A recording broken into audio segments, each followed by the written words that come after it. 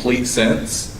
It is allow additional enforcement to be hired. I would also ask the council to consider homes that are 12 or larger to increase that fee to $1,000. That is what the city has said is the homes, party homes, and I held quotations up for anybody that can't see me, are being a problem. So make their fee a little bit more to be able to bring in more enforcement.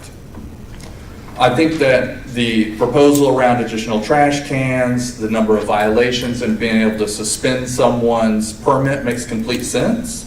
The noise monitoring I actually think is a fantastic idea. Yes, it'll cost, and I am a B&B owner, so yes, it will cost me a little bit of money, but it'll also provide some protection against the enforcement because some neighbors don't like B&Bs and perhaps they make calls that they shouldn't. And as a B&B owner, I think that monitoring device will actually give me protection against that. The other piece around transferring the permits, I love that. I love the 3 years. I'd be okay with longer, but 3 years is great. Being able to transfer that permit is huge. And in the event that the city decides that restricting R1s is something that they want to do, although I don't think you necessarily should, but let's say that you were going to cap R1s, 20% would be an acceptable number to be able to have 8 houses to 2 short-term rentals.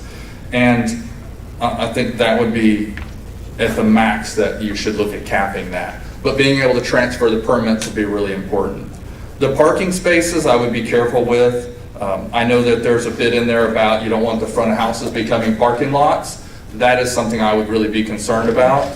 I do own a B&B. I own several, but one of them does sleep 12. I can get 6 cars into my driveway for that house, including the garage, which I think might actually meet the requirement, but I would keep that down to be in line with hotels. So hotels are 1.1.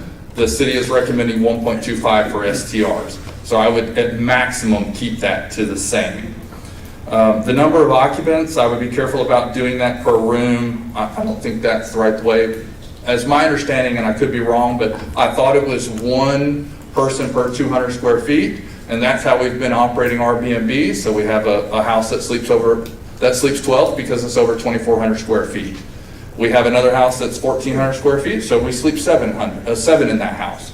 So we stay in line with that, and that works out really well for us. We do a lot to encourage our guests to be quiet during after hours times. We live in town, we're close to our houses.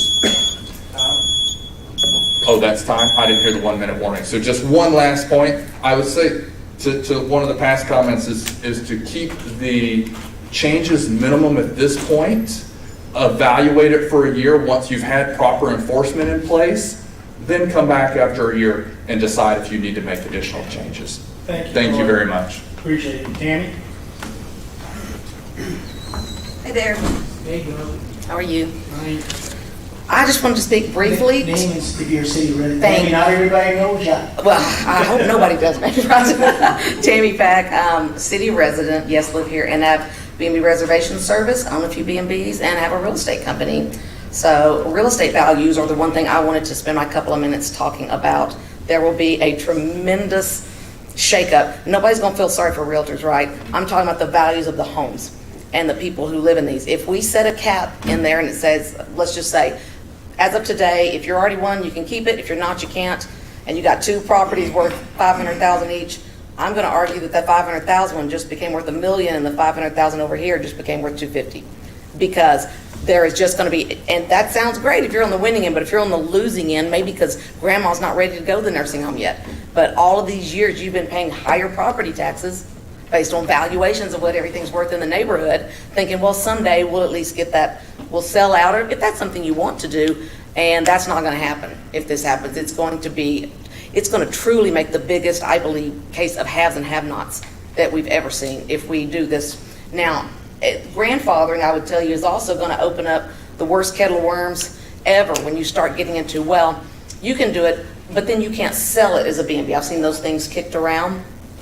If that happens, I bought it. I made it with no foreseeability that you were going to take away my right to sell it for the value I put in it. We sell to people. These aren't some big conglomerates out of California. There are people going, I want to get in now and I want to retire here someday, but I know I need to get in now. And some of them want to have part of their portfolio and support their retirement. Now, suddenly if you say they can't sell it for what they're in, I think we're gonna run into a lot of legal issues with foreseeability. We've had this legal since long before I moved here. When I moved here, I went to Guest House Schmidt and I went and walked through and looked at all the pictures of cottages, and I picked one when there was no Airbnb. We invented it here. So I think we've got to be more progressive about embracing it and then enforcing out all the garbage, because there's some garbage going on. I mean, I live in this town. I am a rules follower. I cannot stand noisy people. Ask people at my team meetings if they're talking when someone else is talking. Disrespect, I hate it. But why can't we give a fair shake first at enforcing that versus taking away massive property rights? We bought a house with the condition being we're going to put a B&B in back. We're not going to now. But that was our way really of thinking we can afford to fix up this great old home. How am I ever going to grandfather that in? You guys don't know that that's what I'm planning to do, right? But I've made financial decisions based on it.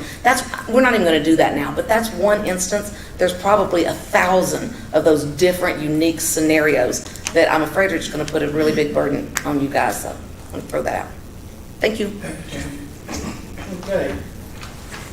With that being said, that concludes our public comment section, so we'll move on to agenda item 3, work session item. The first one on there is item A, receive a presentation from the Fredericksburg STR Alliance regarding overview of mission, goals, objectives of the Fredericksburg Tex Alliance, proposed changes to the short-term rentals STR ordinance, and proposed changes to the current city incident report enforcement. Milton Buckle will be representing and speaking. You'll have 10 minutes. And you'll get a 1-minute warning when you get close to the end. Go ahead. Thank you. If you need all 10 minutes. I'm sure I'm going to need all 10 minutes. So I'm Milton Buckaloo, and I do live in this city, and I appreciate it on behalf of the Alliance that you're giving us this time to be able to present some ideas that we have around this. Eric, I'm going to ask for a 2-minute warning if you wouldn't mind doing that. Thanks. So, like a lot of high school graduates in this city, she left and she went to college. And when she finished college, she said, I want to move back home. I want to live at home. And I want to bring my expertise to the small town that I grew up in. So she came home and she lived with her parents. And as we all know, that's probably not ideal to move in with your parents after college. So she began to explore, how can I afford to live here? Now, that's not an easy thing to do for a college grad, but she figured this out. And she found a small 700 square foot house with a pretty good sized backyard that she could build a guest house in. And she said, if I can build that guest house and I can rent that guest house, I can offset the cost of my mortgage to be able to afford to live here. She did that. She's doing that. And that, to me, just illustrates what a great opportunity SDRs provide for people in this town to be able to come back. And we all want college graduates to come back to town. So that can be the demise of a small town when people don't come back. And so that was a very positive story. So, Mr. Mayor and council people, I appreciate you letting us be here because we believe that there's a very positive side to the SDR industry here, and I'm going to talk about that for a few minutes. So, Eric, let's see if I got that right. Nothing's happening. Can I get this 30 seconds back, please?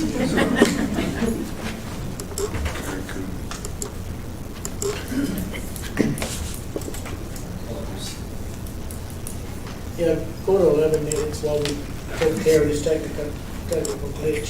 Thanks.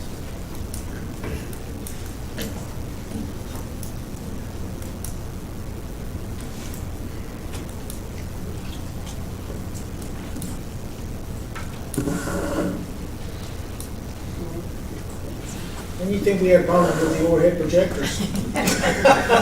For those who don't know what those are. Yeah, exactly. Well, you know what? If we can get this fixed, we should be able to resolve the STR Alliance issue, right? You want to try that? There you go. Thank you. There you go. So back in May, during the public forums that we heard about, we began to see that there's some pretty serious issues around the way that STRs are being operated in this city. And we agree that there certainly are some that are not being operated optimally. And so a few STR owners in town decided to get together and form this alliance where we could come back and we could actually lead the way in presenting ideas that we think are very constructive to maintaining and sustaining and growing a healthy and safe STR environment here. So our mission is to be good neighbors. We believe that anyone who owns an STR in town, anyone who manages these STRs, should go in with the opportunity and the ideas of being a good neighbor. We live in this community, we operate in this community, and it's very important. We also want to work with local government to provide safe and healthy accommodations for our guests, and to support those whose livelihoods depend on the STR industry. And I'll be talking about that a little bit more in a few minutes. So what are our goals? Our goals are to be good neighbors, all around the city to be good neighbors. Our goals are also to formalize a citizen group that advocates for the property rights of all citizens in Fredericksburg. And so in a very collaborative, positive way, to maintain the value of STRs, but also to contribute to a great place to live, a quality of life for everyone who lives here. Promote the health, safety, and welfare of our community, which I think is very important to the city.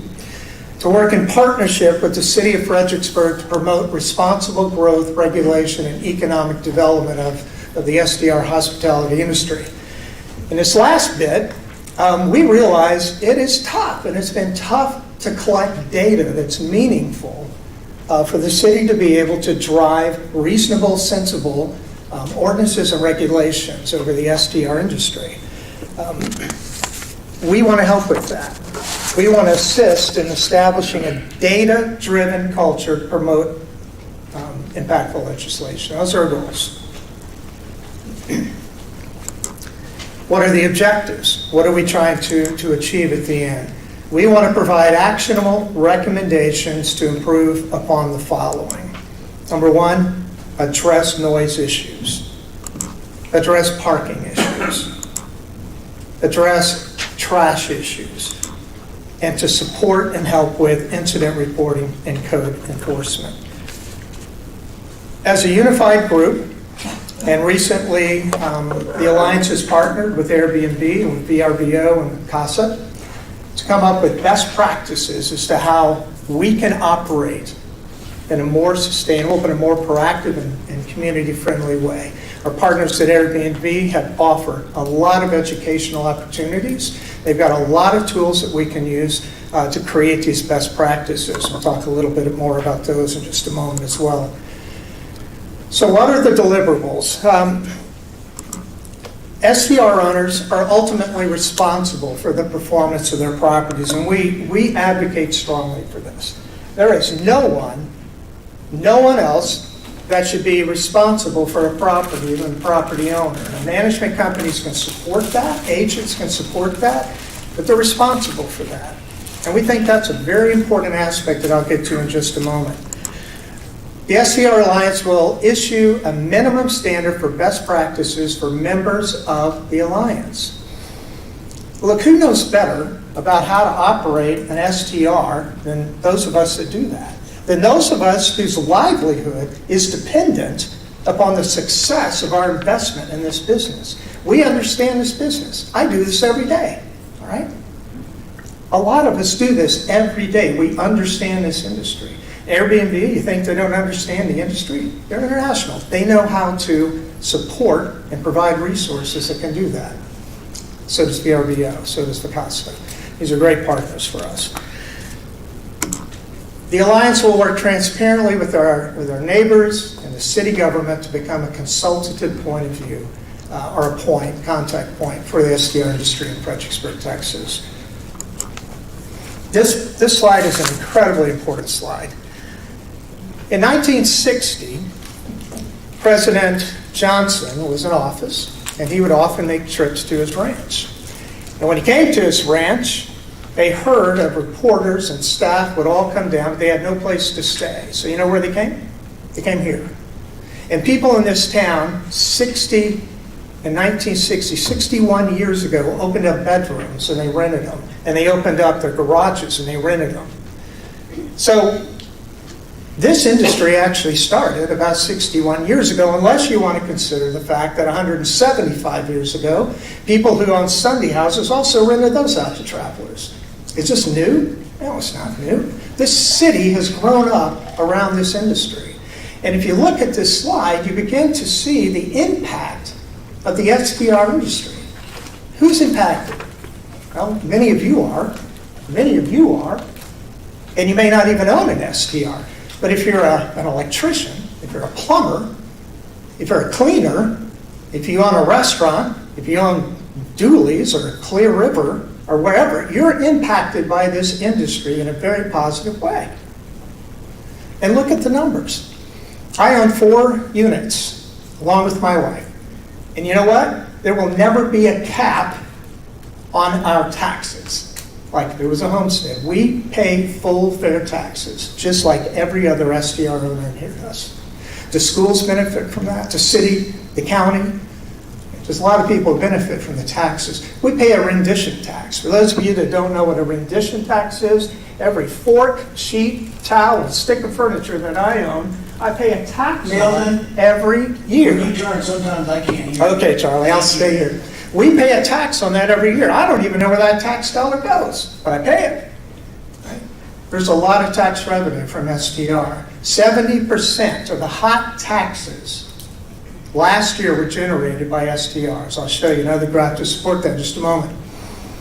There's an industry standard that says that 40% of what people spend on their lodging, they also spend in town. Right? And restaurants, antique shops, wherever. They spend money. They spend a lot of money. Last year was about $29 million in retail. That's a strong number. So who are these people? Who owns these people? How many of them are there? 522 is the recent number that we got. There's a lot of numbers that float around this, but this is what the city gave us. And out of this number, 248 of them are owned by people locally. 10% or 10 of them are owned by people that live within 40 miles of Fredericksburg, and 264 of them are owned by people that are out of town. That's the numbers we're talking about. Right?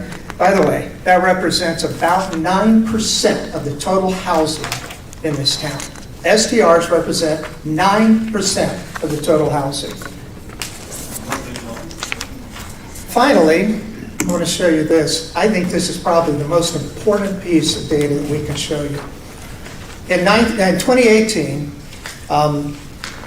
county lodging receipts equals 62 million. And you can see here that the SDRs generated more than half of that, 57%. It grew in 2019, but here's a real message for you. In 2020, we grew. STRs grew. Look at that. Look at the number. $52 million in gross revenues in the county. But if you look at the hotel numbers, they actually decreased. The impact of STRs in this city during the most difficult time in the history of our country recently drove growth. We brought people back into town while hotels didn't. It's a very positive point here. When I think about what's going on, Milton, the time's up. I'm going to give you 1 minute to conclude. thank you, Charlie. When I think about who comes here, love is found in this town. Families come from all over the country to join together, to celebrate families, to come together when they bury someone. Mothers, daughters-in-law come here to join together and build their families. We offer that uniqueness. That's who we are. And we've grown up around that. It's a very positive thing. Are there instances where this needs to be managed more proactively? Absolutely. The Alliance wants to take, and we will, take the lead to help educate and build best practices so people operate in a more positive way. Thank you for your time. Thank you. I'm open to questions. You want to do that now, Charlie, or you want to wait? No, we're going to move on. Unless someone has a question.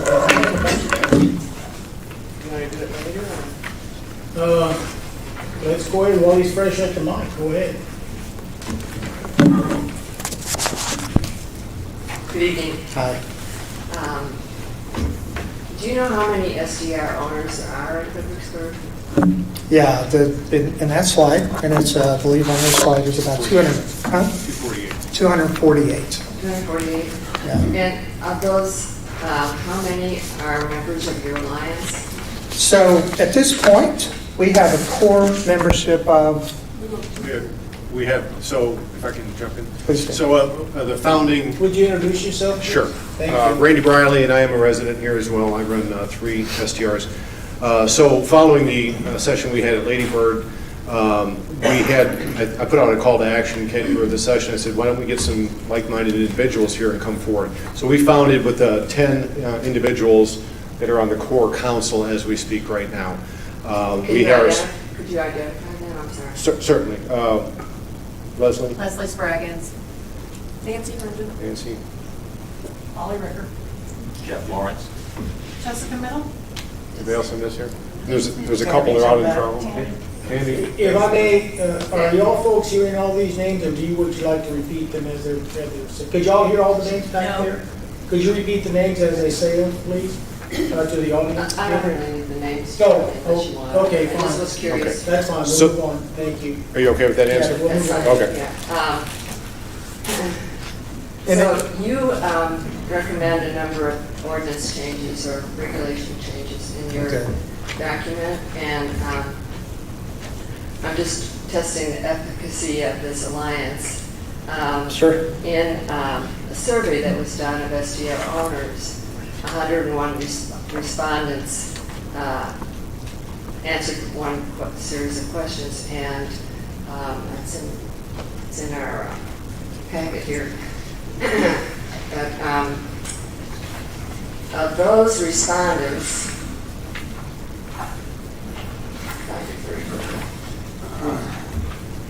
While you're looking, let me just mention that we have over 200 people who are following the Alliance on a Facebook page that okay, we have. of the 101 responses to the particular question, 62 of the SDR owners, or a little over 61%, said that there were no additional regulations that were necessary. Mhm. And so I was just wondering how you're going to get a buy-in from that percent of SDR owners. that you do Which is not- easy to say before you hear about what the city wants to put forward to change those, all right? You may feel like you don't need a doctor, but once you have a heart attack, guess what? You need a doctor, all right? So I believe we're going to see a lot of movement toward that. We have a lot of voices that are speaking up on a Facebook page to say, we want to be involved in this. That do want to be involved in this? Absolutely, and are, actually. Okay. So you also responded today to the staff's report. And my question is, in none of what you presented, did you address non-permitted SDR owners? SDRs that are operating without a permit? It's illegal, I believe. We know there are many, it's illegal. So what do you think this alliance's responsibility is regarding non-permitted owners? Yeah, that's a great question. We do not intend, we do not plan to be an enforcement organization. That's up to the city to enforce. However, what we do intend to do is invite every SDR owner to become part of our alliance and provide them with education. I also know that there's some people operating in town that don't even understand they're supposed to be permitted. So education, putting forward best practices as to how you run your business better and you're a better neighbor, we're going to encourage that. We're also going to make sure that people understand, what does it mean to have a permit? What does that mean? How do you do that? Okay. Within your document, you don't talk about limiting the number of SDRs, right? No caps. Purposely, that's right. All right, so do you have any thoughts on limiting the numbers? Yeah. Well, I would support what Tammy spoke about earlier today. I believe that leads us into some real problems. Not only does it create economic problems in the city, I think it also begins to introduce potential legal problems. I believe that, look, we have less than 10% of the homes in this town as SDRs. That's not a very large number. There's some that aren't operating very well, And we believe that should be addressed, and we want to lead the way in helping to address that. We believe the city should support that by enforcing ordinances and regulations that are already there. Okay. So what you said earlier was that your goal would be something around 20%? I didn't say that. Oh, That's I thought not a somebody goal. said that. I don't have a goal. Okay, so is there any limit at all? I mean, do you think it's okay for every lot to become an SDR? So, you know what I believe in? I believe in capitalism, and I believe in a free market. And I believe, and my experience has been, is that markets kind of determine what works. Not every house in this town can become a B&B, and I don't think they should, all right? I think we're going to find that balance. Just like in the wineries, we're going to find a balance that works. That's what I believe in. I would be, well, actually, I think it'd be crazy, but I also think it would be kind of foolish for me to try to come up with a number that's right. I'm not sure there is a number. We'll know it when we reach it, though. Do you have any guidelines for the number of guests per SDR lot in R1 and in R2? Yeah. You guys want to address what we talked about in the numbers? Can you repeat the question, please? Sure. Do you have any guidelines for the number of SDR lots in R1 and R2? The number of guests per SDR lot. All right. So we've recommended that a unit represents 2 people. And a unit is what? It's a No, bedroom. A bedroom? Yeah. Okay, unit is bedroom. Yes. Okay. And how many bedrooms should, do you have any guidance on how many bedrooms should be limited per lot? You know what? I believe that there are people that are running, and I'm an R2, so I know it's a little bit different. We can sleep 16 people, right? We have plenty of parking for that. We can operate that way. We have no complaints of noise. We have no problems with garbage because we got 3 big dumpsters. So I believe it's how it's run. I don't believe it's the number that's magic. Do you have the parking? Do you manage the trash? Do you manage the noise? And I think you can run as many as is practicable to run on your lot and in your structure. Okay.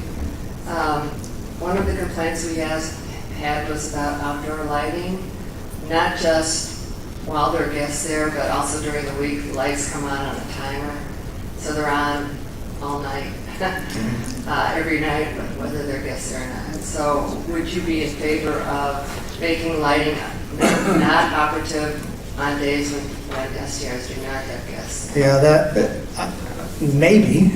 Really difficult to do that. I can tell you as an owner, we have guests that come and go all week long. We rent during the week. So when do I set that timer? When they're not there. Yeah. Turn them off. So we go over and turn off lights every time they're not there. Yes, That's yes, what's that would- So I believe with all the experience and the expertise we have in our group and with our partners, we can find the best practice for that. And if that's a valid concern, we'll go find a way to do that. Well, we are trying to be a dark skies community, and Well, yeah, we are. when you have the lights on all night, it doesn't comply. So, One of our recommendations was. What was One of it? our recommendations was that you noticed, I'm sure in the packet, was that after 10 PM, they would be on a timer to go off. Right. Per the Dark Skies Initiative. right, but they're on. Could you come to the mic? I don't think everybody sorry. can hear. That's fine, and introduce yourself. Sure, please. sure. Leslie Spraggins. Part of our packet did state that was one of our recommendations, that the lights, we didn't know that was a problem until it was raised at the meeting, that they would be set on a timer and they would be off at 10 PM per the initiative. Yeah, so on the days that they aren't there, if you could think about making some accommodation for having your contact person go over, or your manager, or whoever. That's honestly something that hasn't come up to us, so we can certainly work on that. Great, Yeah. thanks.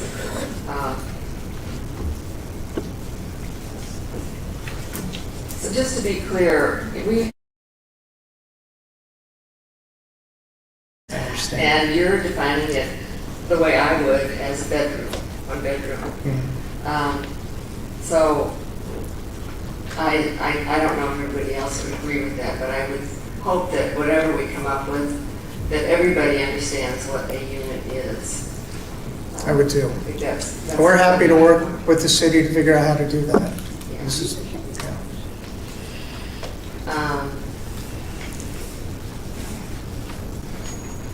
And I'm not not sure exactly, Jason, I haven't asked you this about the permit. Is the permit issued for the city lot, or is it issued by, if you have in R2, for example, 4 buildings on the lot, is the permit for each building? They're issued for each individual unit. So that would be So, each building? So in an R1, you're allowed 1 unit, you would give 1 permit for that 1 address. In an R2, you may have 8 units on an individual lot. You would get 8 individual permits for each unit, even though it's the same physical lot address. So what are your thoughts about that? Is that the way you like it? You ever thought on that, Paul? Yeah. We want the permit to tie to the reservation ID. Polly Rickard, city resident, sorry. We would assume that the permit ties to the reservation ID. So if you're creating a property ID for a reservation on a service, whether it's Gasthaus Schmidt or whether it's Airbnb, your permit should tie to the description and definition of what that property says on the reservation ID on the system. So if it's a room, like on Airbnb, it's a room, that would be a permit for a room in a house. If it is a house, then the permit is tied to that you're renting a house. So the permit ties to what type of property is actually being put on the service to be rented out. So if there are 4 houses on, or cottages, or however you want to call them, on a lot, you would have 4 permits. If they're individually reserved, yes. If they have their own unique reservation ID, then they would be separate permits. If they're all considered one property for one reservation, then they would be a single permit. Does that help? Yeah, Okay. thanks. Okay, that's all I have right now. Thank you. Okay, Don? Nothing at this time. Bobby? Jerry? Still listening. Okay, thank you. I have no further questions, so we'll move on to item. Thank you all for y'all's presentation and the work y'all are putting into this. Move on to 3B, which is to receive a presentation on the current status of the short-term rental STR operations and regulations in the city and options and recommendations with proposed revisions to the city ordinance that may affect the operation or regulation of short-term rentals. And that would be Jason. You're up, sir. Yes, thank you, Mayor and Council.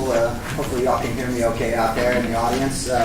So my report, I'm going to break my PowerPoint up into 2 sections. The first section will go over some of the options we have regarding kind of the big issues, trash, parking, noise. That'll give you all a chance to ask me some questions as we go through that, and then I'll move on to kind of the next portion, which is land use and zoning.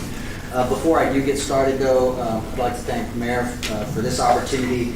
I wanted to thank everyone here in the room tonight. I've had a lot of meetings with several of y'all over the last few months. Many of y'all I see attended multiple sessions of our input public workshops. Not only did you provide written comments, but verbal comments. We've had a lot of conversations, so I thank you for that. You gave extended staff your courtesy. Y'all were patient.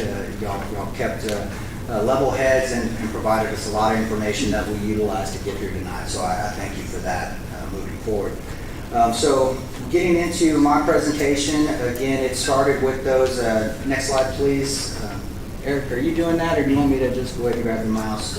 Just call it out. So we had 6 meetings, May 24th through June 2nd. We broke that up into 2 different sessions, one for the STR owners, so thank you, sir, and one for the neighbors. And the reason we did that was not to keep folks separate, or we didn't want folks to hear what others were saying, but we recognized that there was a special set of needs from each group, and we wanted to focus on each group's needs. So when we first met with the owners, the operators, the management companies, and then our subsequent meetings with them, we learned a lot about the industry.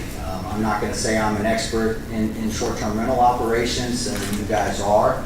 And then we also met with the neighbors to kind of understand what their concerns were, what were their real needs. Was signs a big issue? Was parking on the street a big issue? What were the kind of nuts and bolts behind their concerns? And so that was an opportunity to meet with them. They are the experts in living next to short-term rentals, so we got a bunch of good qualifying statements from them. And then the next was to take all of that information, see where we could find some consensus, find some kind of common sense regulations that everybody would go through, and then look at how that fits into zoning. And so that's kind of our area of expertise. So we're trying to get all three groups together. So once we received that information, the overwhelming response was code enforcement and data collection. Those were the two major issues that were identified. Obviously, code enforcement has not been ideal over the past several years. So I think that was one of the first things that we started to address. The second thing that came out of that was communication between departments, whether that's fire and development services, PD and development services. So we wanted to make sure that we were instituting some policies and procedures that will help us better communicate when we do have issues that arrive. Ultimately, there were some major concerns or issues that were identified by both groups. I think those are common. Most people understand that noise, trash, parking, and then loss of neighborhoods were kind of the overwhelming majority. So looking at that is how we kind of came up into some of our options that we're putting forward to tonight. The second issue that came up that was kind of a unanimous was data collection. Obviously, you want to have data, hard data, before you make any recommendations or policy changes, so that was something that we looked at doing. Obviously, given the non-ideal code enforcement situations and some of our communication issues, we had some trouble gathering some of that data. So just a quick overview on some of the enforcement and police department information we have here. Sorry. Can you go to the next slide? I can't see where the next one is, so I'll just ask you to do that. Sorry. So on the next slide, please. Oh, yes, sir, that one. So if you look here, roughly from April to June, these are the number of calls that we had. So the first call volume you see is the total calls for each type of violation. This is not just short-term rental calls, this is citywide calls. This Can you make sure the people in the back of the room understand it's behind us, because you can't read it from here to there? Okay, yes, there are 2 additional monitors in the back if you have trouble seeing. Thank you, sir. So the first column is total calls. This was not limited to just short-term rentals or R1 neighborhoods. This is citywide, so there are a lot of commercial addresses in there as well. I believe there range from about 1,600 calls a month, depending on different things. We did remove some of the ones that were not pertinent to our discussion, such as traffic violations, moving violations. So obviously, those are the lion's share of the calls. Now, once we went through that data, we compared the list of our permitted short-term rentals. Again, we're only talking permitted short-term rentals for this discussion here. So when you look at the total STR, so alarm residence type, there were only 14 total calls within the city. 3 of those happened to be at short-term rentals, so the percent is at 21%. No, it's 3%. It's not 21%. 3 divided by 14 is 3%. It's not 21%. Okay, well, we can discuss that later on how to find the percentage, but when we look forward to the rest of it, everything was kind of in order. Obviously, animal bites are not a big issue. Calls, burglary, about 8%. I think the city is total STR units we're looking at is about 7% citywide for property, so kind of bear in line. Ordinance violations were the top at 10% of the calls again. So then we looked at code enforcement. Code enforcement's a little different.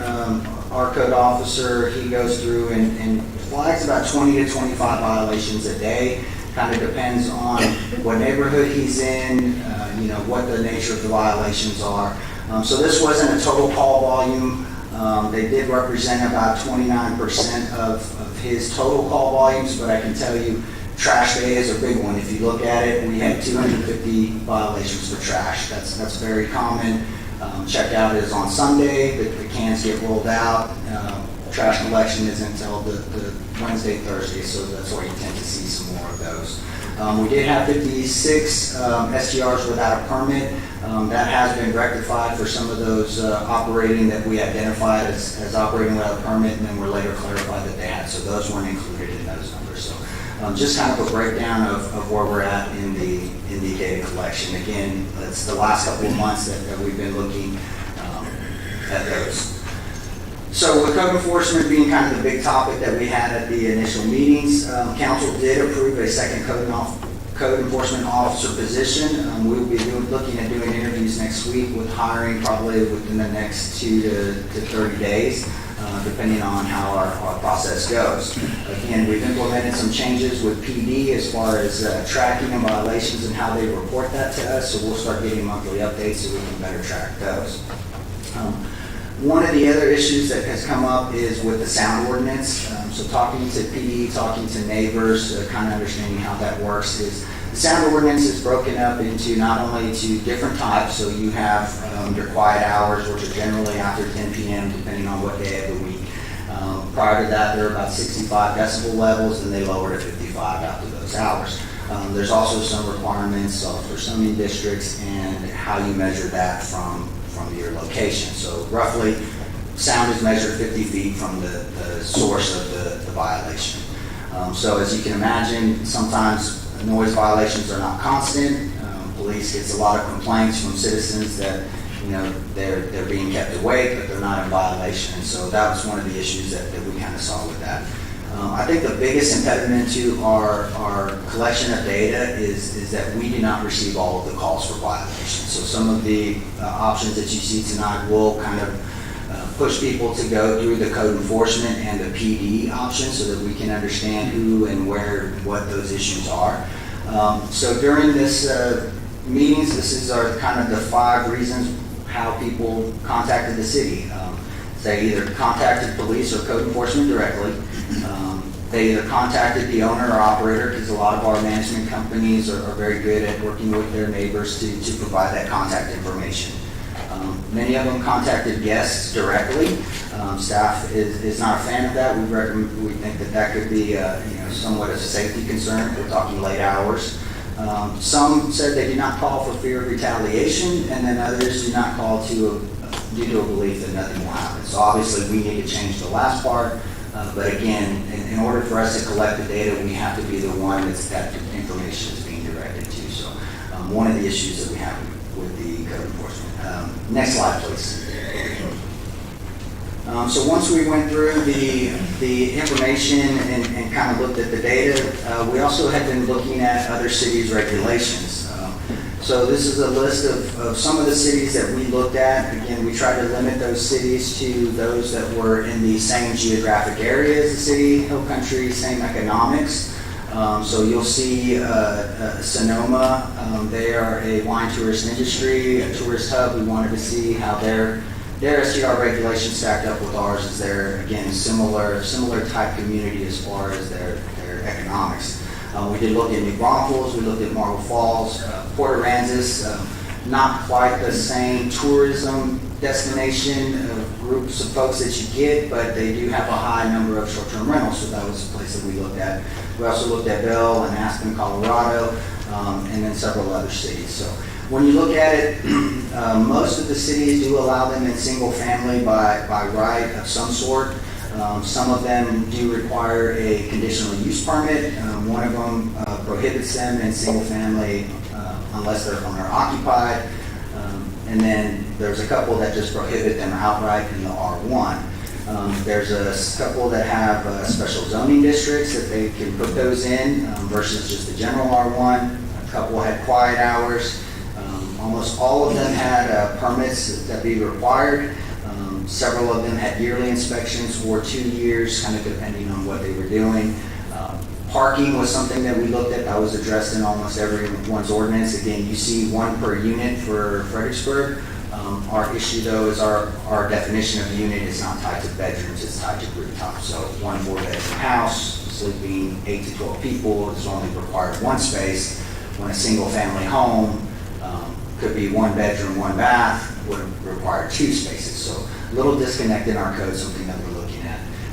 So I think Kerrville has 1 per bedroom plus 1 for management. And then occupancy limits were another issue. You can see other communities doing it, 2 per bedrooms, max per 10 was kind of the average. The way we do it is 1 per 200 square feet. So the gentleman that spoke earlier was correct, thank you, sir. However, that's based on the entire living area of the structure. So it's possible to have large living rooms, kitchen, dining room, and having a bedroom that's a 10 by 10. So that's something we looked at because the building code touches on those. There's a minimum size of 70 square feet per bedroom. That's assuming at 2 people. So the building code contemplates about 35 square foot for an individual. So that's kind of where we started looking at. And then several of the communities required decals for that would be visible to the public. This is something that we feel should be done as well. And maybe not necessarily the public, so to speak, but for PD and code, those responding officers, they can have access to that information. So, now I'm going to jump into some of the staff regulations or changes or options that we have. So next slide, Eric. Thank you, sir. So I think the first one is, actually, can we jump to the next slide? We go to one too far.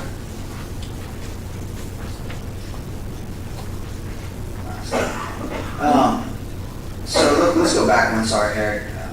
So one of the things that came out during their conversations with the owners, operators, was the permitting process itself.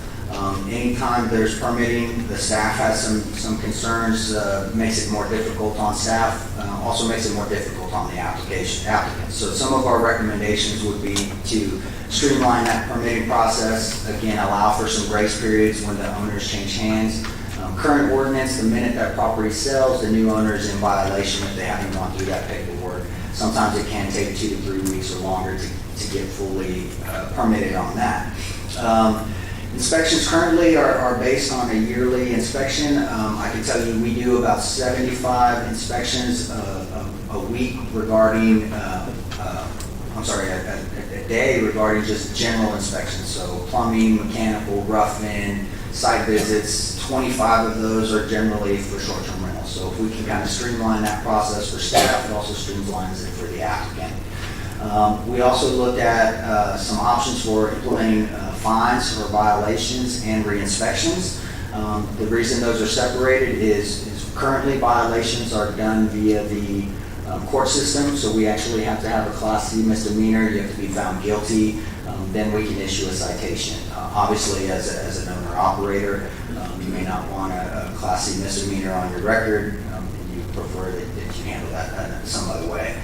We're also looking at re-inspection fees. That's been a big issue for us. We try and schedule those inspections, whether through our limited time during the day or the STR becomes rented during that time frame, and we can't make that there's a guest there. We have to reschedule that. That's a lot of the staff time that we take looking at and re-inspecting going out to properties, let alone if something issue has failed and we have to go out multiple times. The other issues that we looked at was, again, licensing information be posted on that short-term rental. That's something that we think is important so that officers responding, whether it's 3 o'clock in the afternoon or 3 o'clock in the morning, that they know who to get a hold of. If they can't get a hold of the management company, they can try the owner. Those are some options there.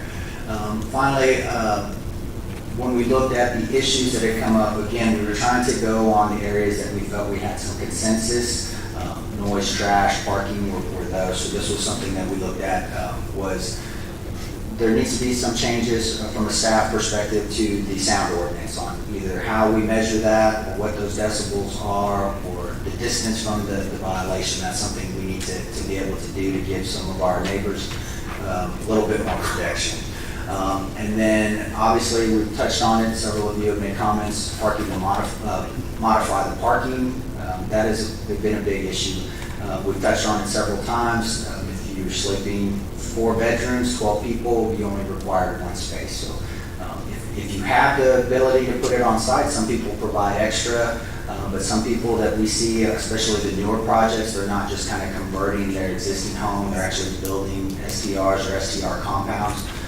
We're seeing facilities that can, sleep, they're 8 units and they're a 7-bedroom unit, and they can sleep upwards of 40-something individuals, and they're coming in with parking for 1 building, 8 buildings. So that's very difficult for staff from a land use perspective. So next slide, please, sir.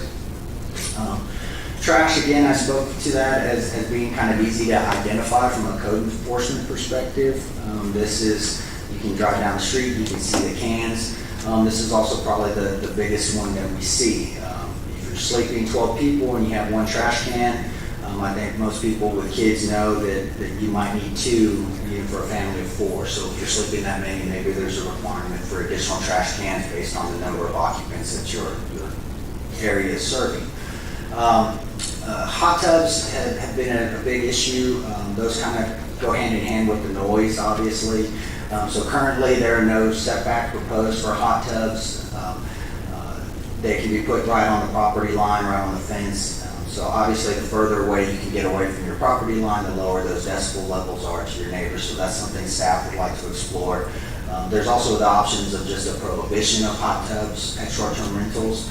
So there's a couple ways we can set that out. Setbacks themselves are, other issues that we looked at was ADA access. This generally doesn't come up on a single-family home that's being converted to a short-term rental. The ADA doesn't really speak to that. It speaks to owner-occupied and certain maximum number of bedrooms. But we do need some more guidance on the multiple units. So if you have an R2 and you're doing 8 units, you're doing a compound, what is the ratio on accessibility for those? Not just for the tenants, but for your employees as well. There's some federal laws that we have to kind of look at. So again, we touched on the building code as far as bedroom and occupancy. The fire code does touch on that a little bit, especially when you get into hotels and occupancy load. But that's done a little bit differently than the building code. Another issue or option that we like to look at is permitting in-house with staff. So obviously that's a big undertaking. We have roughly 700 STRs that are permitted currently, maybe more. The number fluctuates, kind of daily, 5, 6, 7, goes down.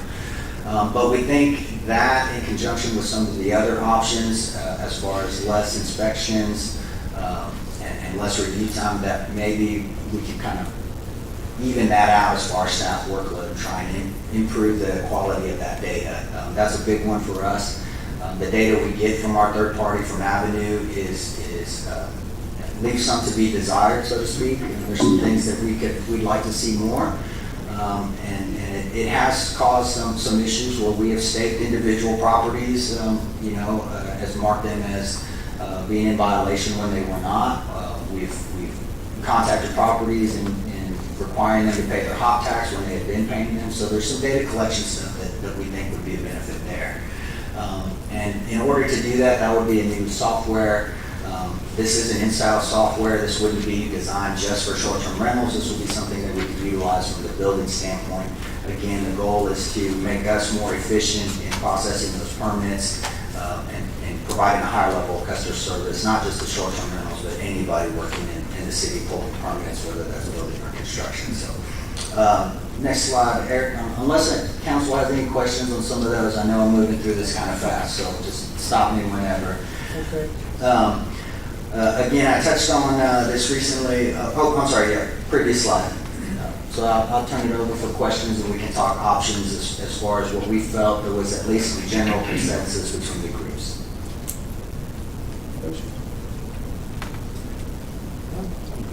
No, roll on. Keep going. Okay. All right. Mr. Wizard, please, next slide.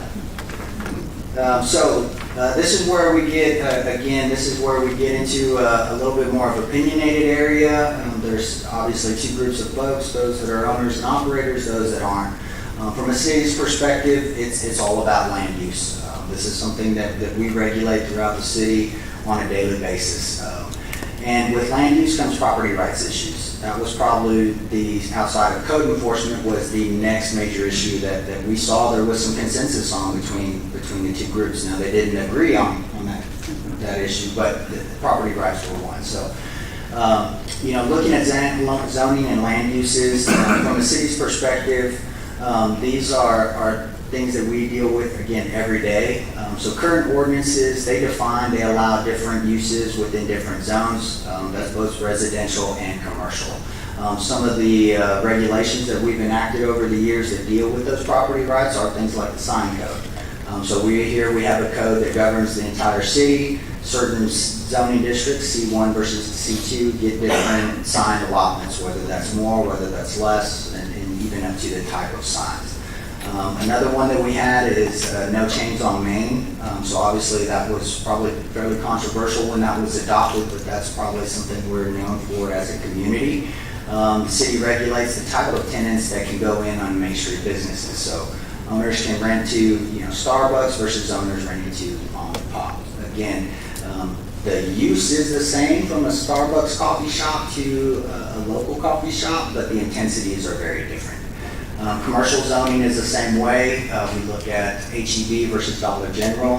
One of them is allowed in C1 and C2. The other is only allowed in C1 or C2. So, and then even within residential zoning, residential is a use. However, there are different types of uses, and we define those and regulate those differently. So single-family manufactured homes boast a single-family product, yet prohibited in different zoning districts. And then, again, with townhomes, duplexes, multifamily, and then ultimately short-term rentals. Next slide, please. Land uses in the R2 zoning districts, while they haven't been as controversial, we are seeing a trend in new types of developments. Anybody in the historic district is probably not new to this. So density is based on our R2 regulations, which those were generally designed for higher density uses, multifamily and small lot subdivisions. They are capped at the 8 per unit. However, if you see here in the historic district, especially around the middle school, we have a lot of R2 zoning. I think at the time the zoning ordinance was adopted, the city was looking at multifamily uses next to the schools for walkability, benefit the children. That's kind of a standard planning practice.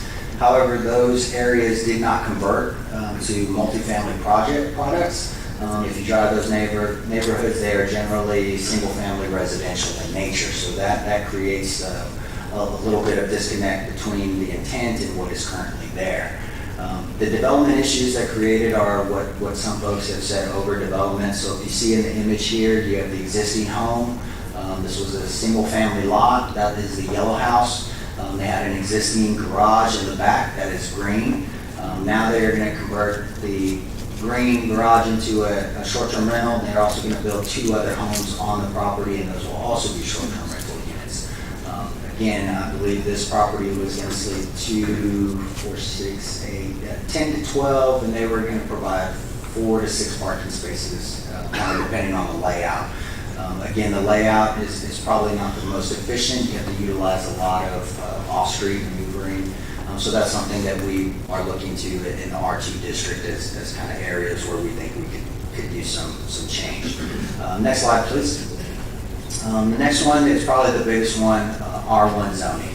So again, we are talking property rights, and the city and the staff have to balance those property rights of not just the owners, of people that want to use their homes as STRs or hotels, but also the owners that bought their property with the assumption that they would live local in a single-family residential neighborhood. So the current ordinance does create inconsistencies in our development patterns, and this is probably just the best example that I can give.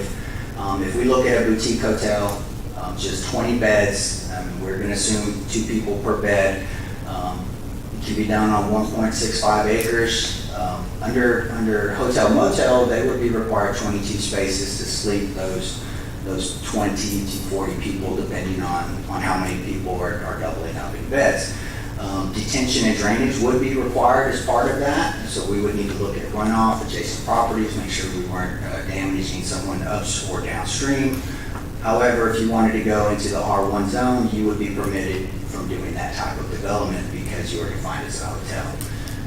But if you take 5 short-term rentals, we look at 20 beds, 2 people, 1 to 2 people per bed, again, depending on how they're carpooling or not. Only 5 spaces would be required for this type of development because there's 1 house on 5 lots and 1 unit is a house. So again, parking is something that we need to look at, the definition of a unit. However, no detention or drainage would be required to handle that additional parking or additional bedrooms because it's a single-family home, single-family neighborhood. And And so that use would be permitted. So again, just kind of an example of two similar land uses, how they're a little bit different because of our code not adequately addressing all of the issues that we see. Next slide, please. If we have a question just on what was up there, because I don't understand it, is it okay to ask? Not like to debate the content, No. just, No questions at this time. Okay. Thank you, though. Appreciate it. Again, the context is context, just to look at how our regulations may need to be addressed. So now I'm going to get into the land use options. Staff has highlighted 4 options that are available to council. Again, these are a blend of some of the things that we felt both groups could agree on, especially when it talks to the permitting, code enforcement, inspection, as far as fire pits, hot tubs. Obviously, we're not going to get 100% consensus on any one of those regulations, but we thought that was a good place to start. So option 1 would be to go through, maybe modify our sound ordinance, either require setbacks or prohibit hot tubs and fire pits. Obviously, look at modifying the parking calculations. But ultimately, we would keep the current ordinances and regulations and enforce what we have. That would be the first option.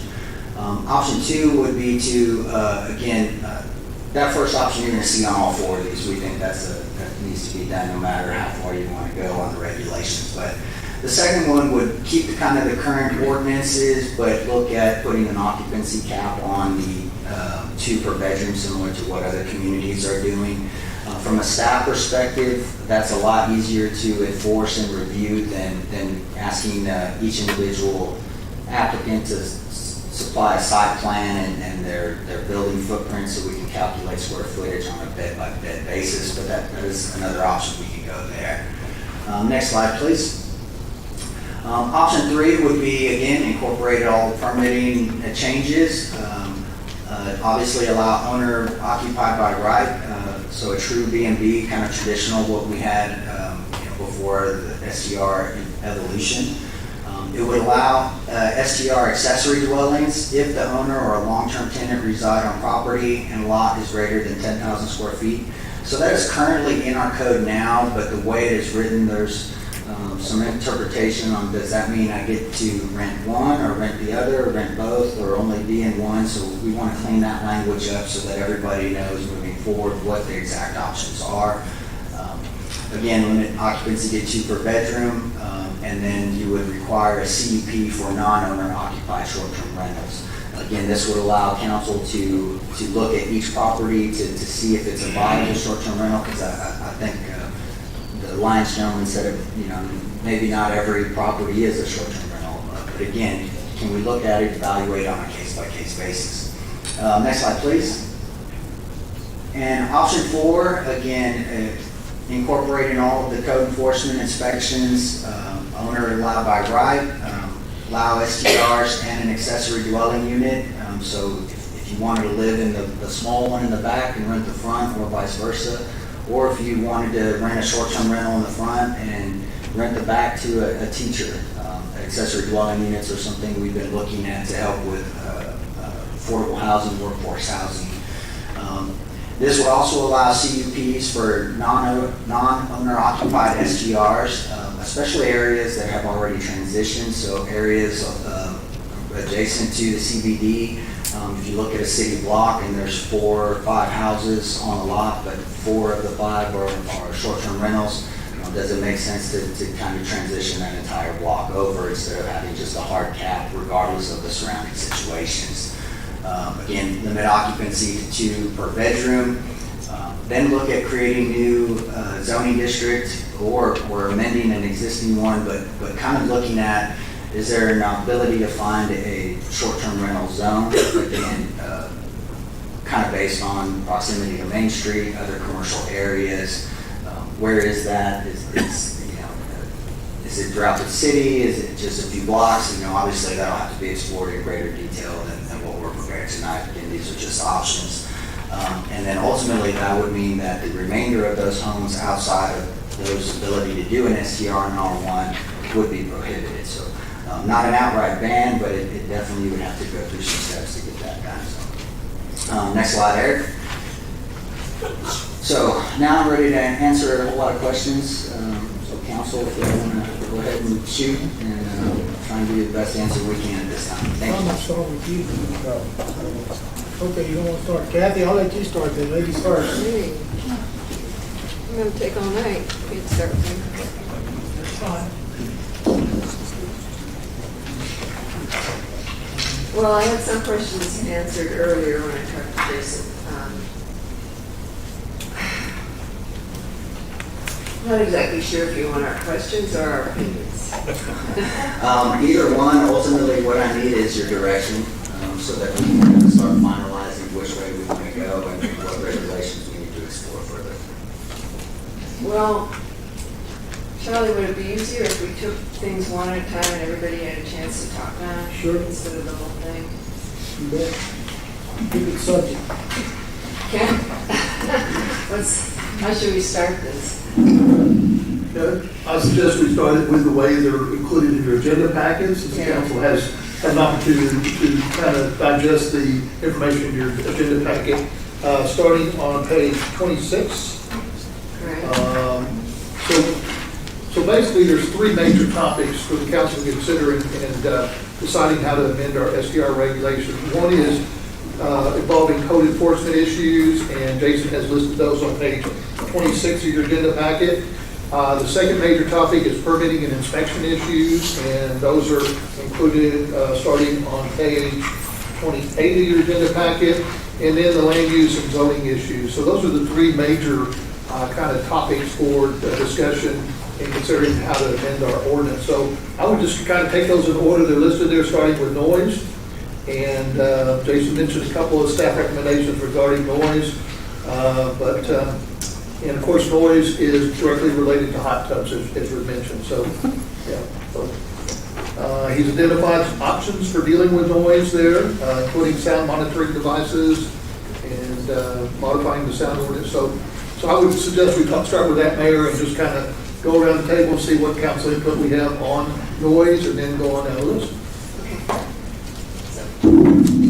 All right, you want me to start on noise? Sure. Okay. Well, first of all, I feel that this is not the responsibility of the neighbors for an STR. I think controlling the noise in an STR in a commercial business should be the responsibility of the owner or the contact manager, the manager. And so it's very difficult for me to accept that a neighbor would have to have a decibel meter and stand 50 feet away and measure the noise sound.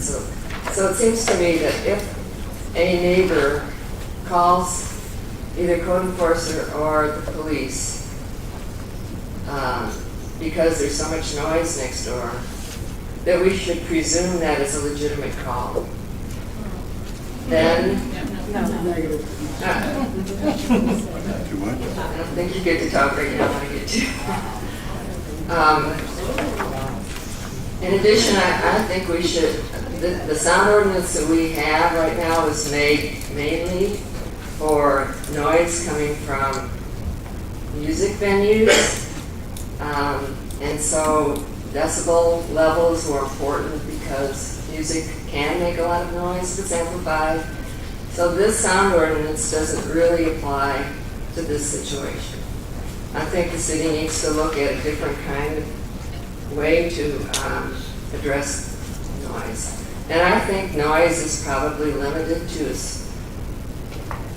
a couple dozen maybe STR venues.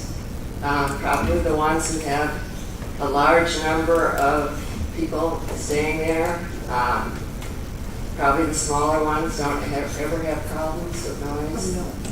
So I think that this is probably a doable thing, but I don't want to put all of the onus on the residents. It's not their responsibility that a business near them is making noise.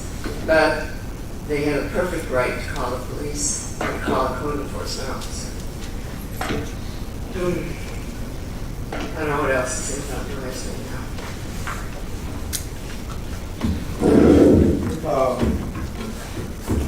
I think I'll talk about noise. I'm in favor of the noise monitoring devices.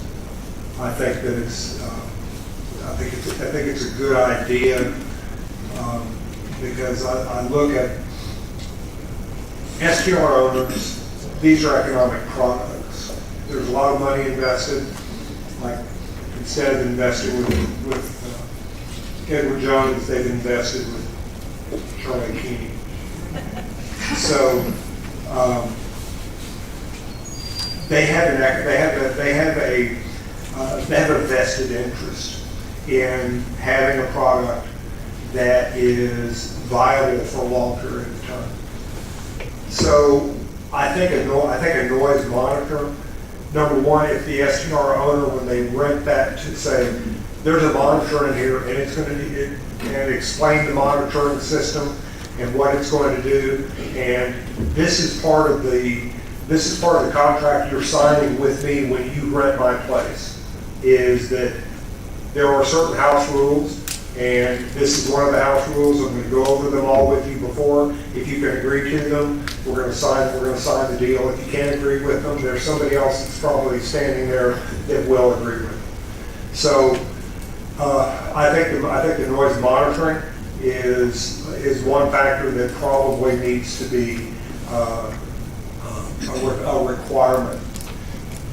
Secondly, with noise in general, there is a difference between a noise nuisance and a noise violation, and I think the police department will back that up. I'm in favor of quiet hours if there's a way that we can that the STR Alliance or through our ordinance, we can have a quiet hours, take it inside after 10. I understand that noise carries at night, especially when there's nothing going on. I live on one of the busiest streets in town, and I've got a dB meter, and I pull it out as the trucks are going by, and it never violates the sound ordinance, but it sure as hell is disturbing. It is annoying, but it's not illegal, according to our ordinance. So I think there are things that we can that we should be able, that we can do, put in the ordinance that have to do with noise. I think it's a manageable. I'll say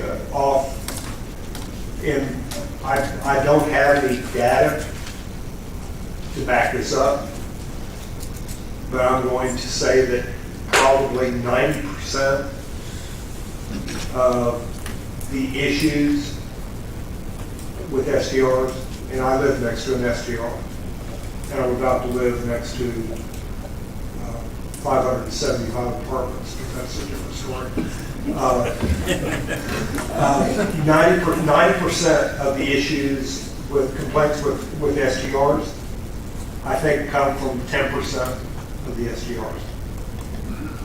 Okay, so I think the idea that if the STR owners, this is kind of like the Texas Restaurant Association. If you organize and get everybody on board and shame the ones that won't get on board, everybody. Voluntary compliance is the way to do it. I would much rather have voluntary compliance than coercive compliance.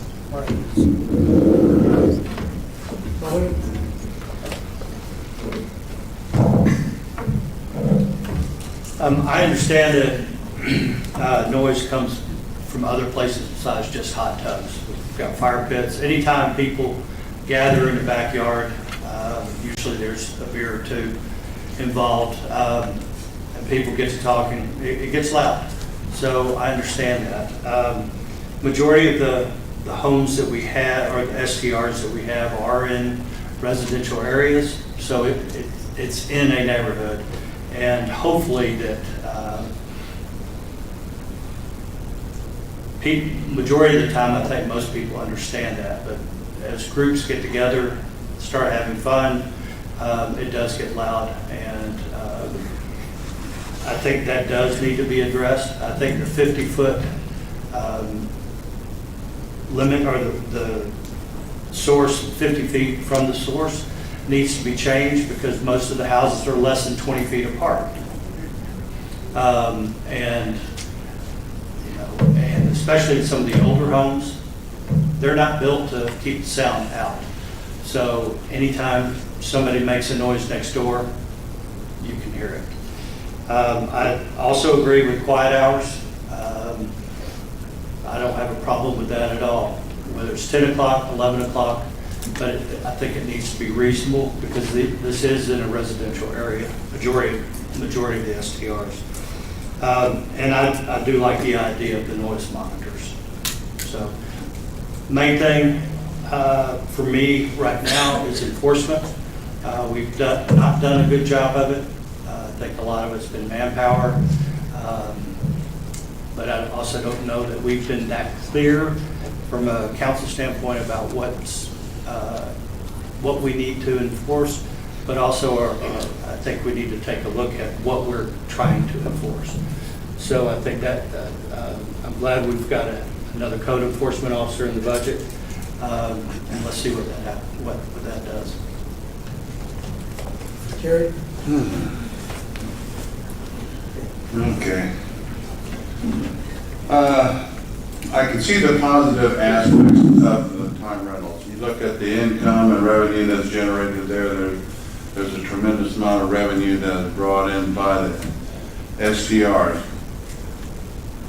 But I agree with Kathy, it's not the responsibility of the neighbors. It's the responsibility of the owners, anybody who has a business. I was in the nursing home business. I was on call 24 hours a day for 38 years. So, you know, don't tell me it can't be done. But anyway, certain people, you know, when they start drinking, they get loud and rude. And 15 feet isn't very far. I think I can talk pretty loud at 15 feet when you're having a damn good time. But, you know, you just need to, somebody needs to be in control. Everything that's been said about the STRs is all about the management of it. That's in anything that you do. And the management is going to control the situation and regulate it. Question to the STR people. Do y'all charge per person or do y'all charge per unit? For the rental? You charge per unit. So if that unit, you could get 8 people in a unit and then charge the same amount as if you had 2 people. So it may vary between owners, but I charge a base amount, which includes my 3-2, which is 2 individuals. The third one, up to a maximum of 6, pay an additional dollar amount. Because you're looking at Marble Falls here, you know, you look at their ratio there, they had, what was it, 16 to 2 bedrooms? My God, that's an orgy. You know, that's all it is. It's going to be. But if you're that's in the just city, too much, and if you're going to be losing a lot of revenue, and the other people in the town are going to be losing revenue if you go over that 2-person per unit deal. I mean, those people could go. You saw where the hotels have been losing because the more STRs have been coming in town. So the hotel have been decreasing in their room rates. So it would be, to me, it seemed like it'd be better if the y'all could regulate your number of people per unit. Can I respond back to you? Yeah, let's see. Kent and I spoke about this briefly. Let's come to the mic again so people can hear. Randy Briley. Kent and I spoke about this briefly a couple weeks ago. We actually took our total number of beds down from a maximum of 6 in one of our properties down to 5. And we did that because we saw a change of profile of guests coming into the city post-COVID. Pre-COVID, it was pretty predictable, bridesmaids, families, 3 couples. Post-COVID, we saw a change in attitude towards the right to come here and have a good time. People have been locked up, masked, and so forth. So we intentionally took our number from 6 down to 5 to try to help manage it. So it's not always about the income for us, it's about running a good, solid business.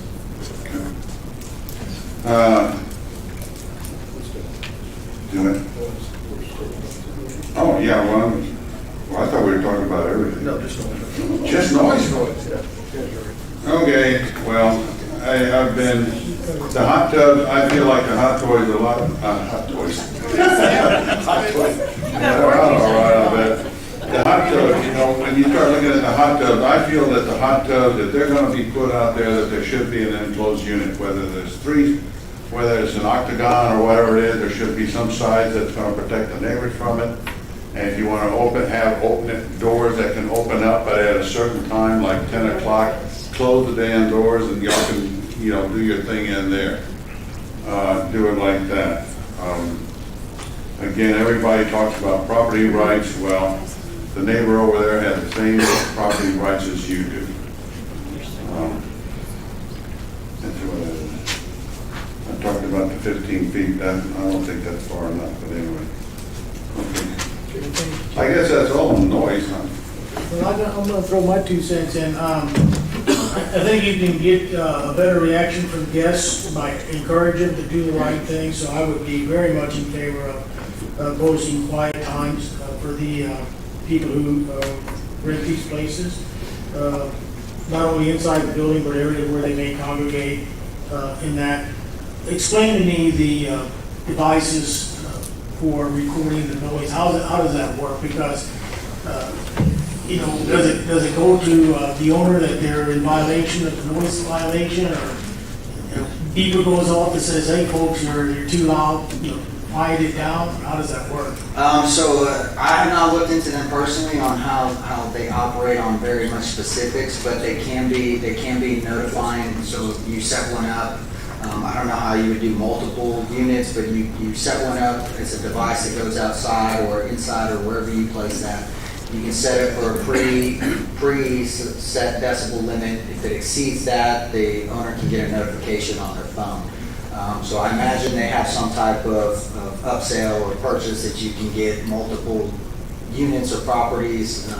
On that, it may have to be more of a professional company. I think the ones we looked at, that we were told about, were more just kind of around your own house to monitor. So, but it is just a device that is set for a certain trigger, so that would give the opportunity for the management company to address the sound violation before it got to the point where they were calling police. So at 3 o'clock in the morning, I'm an owner, and this monitor goes off in my house, and I'm a management company.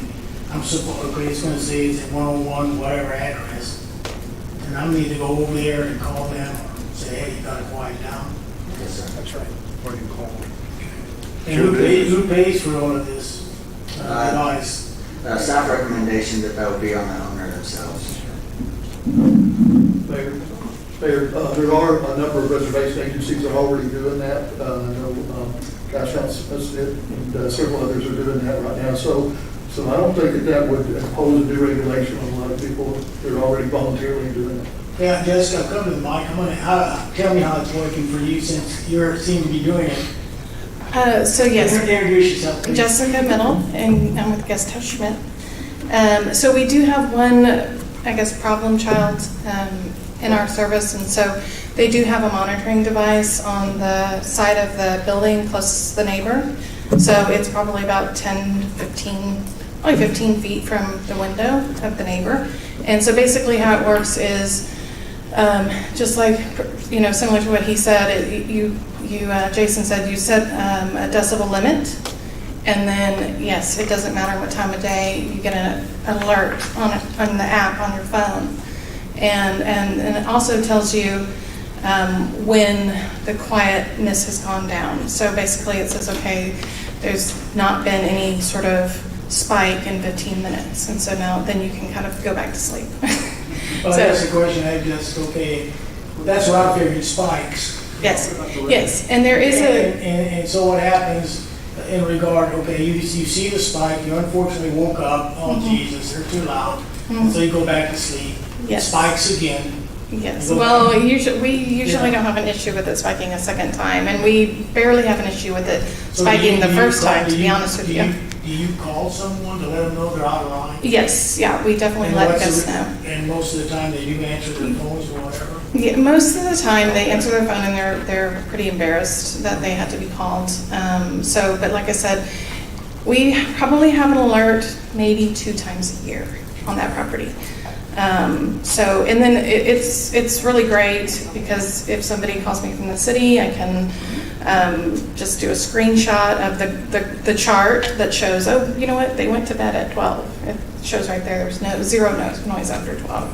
So it helps protect us, I feel like, the owner, and you know, I know some noises are unpleasant, but they're within the limit. You may have answered this, maybe I just missed it.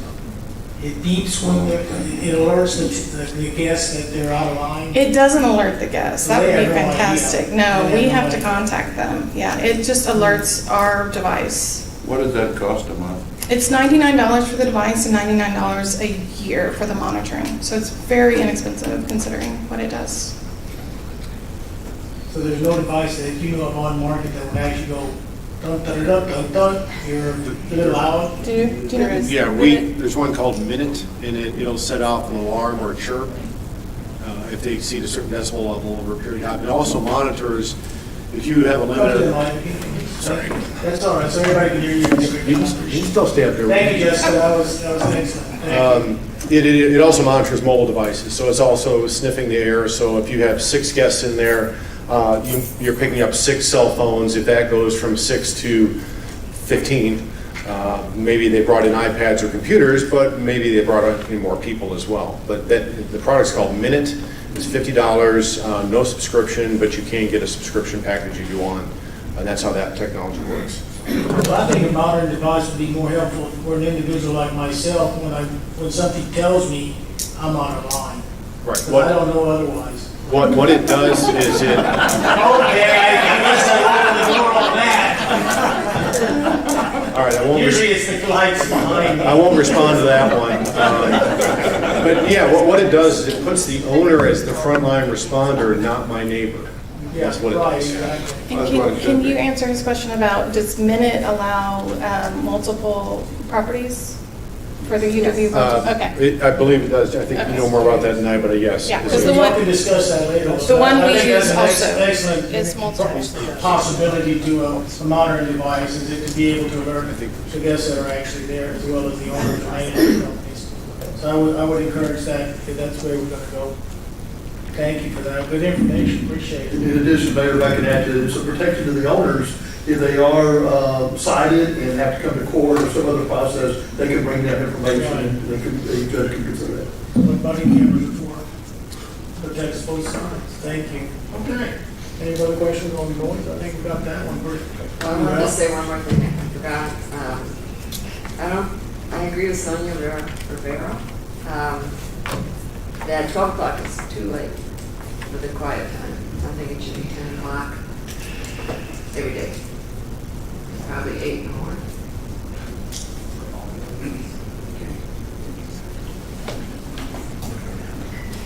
Okay, let's go to trash. Let's start with you, Bobby. I think we have a pretty well quick consensus on this. I definitely think it's an issue. If you drive around town, you'll see it.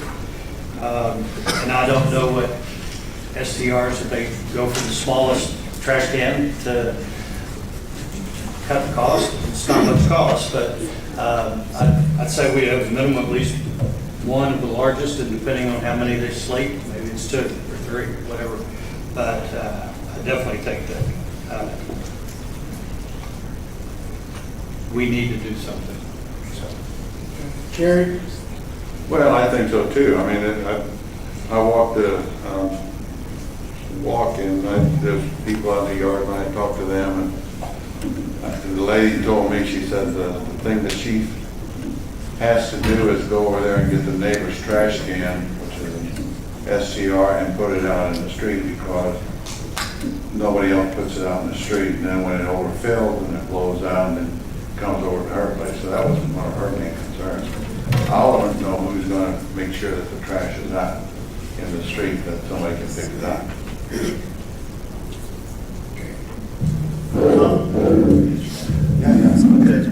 Normally, that's the responsibility of the local contact person, each reservation company.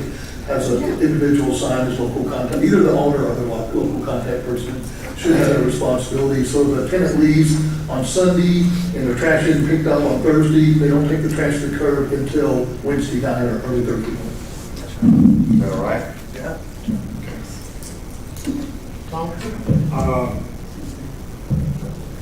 I think overstuffed cans are an issue. I would be in favor of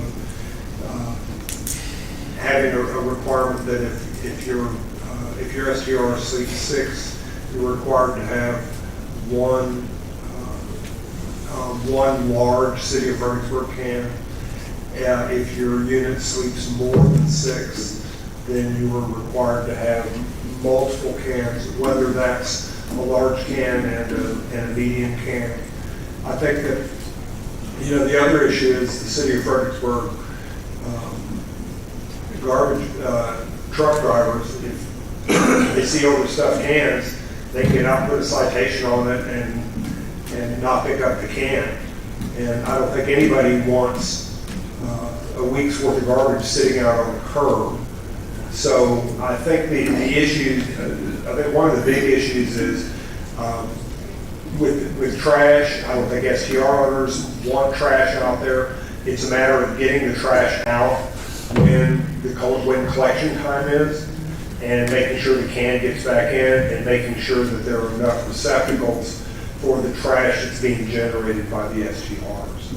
And I think the owners are probably in the best position to determine that how many cans they're going to require, but they need to make sure that they have enough cans to satisfy the requirement there. Can I answer?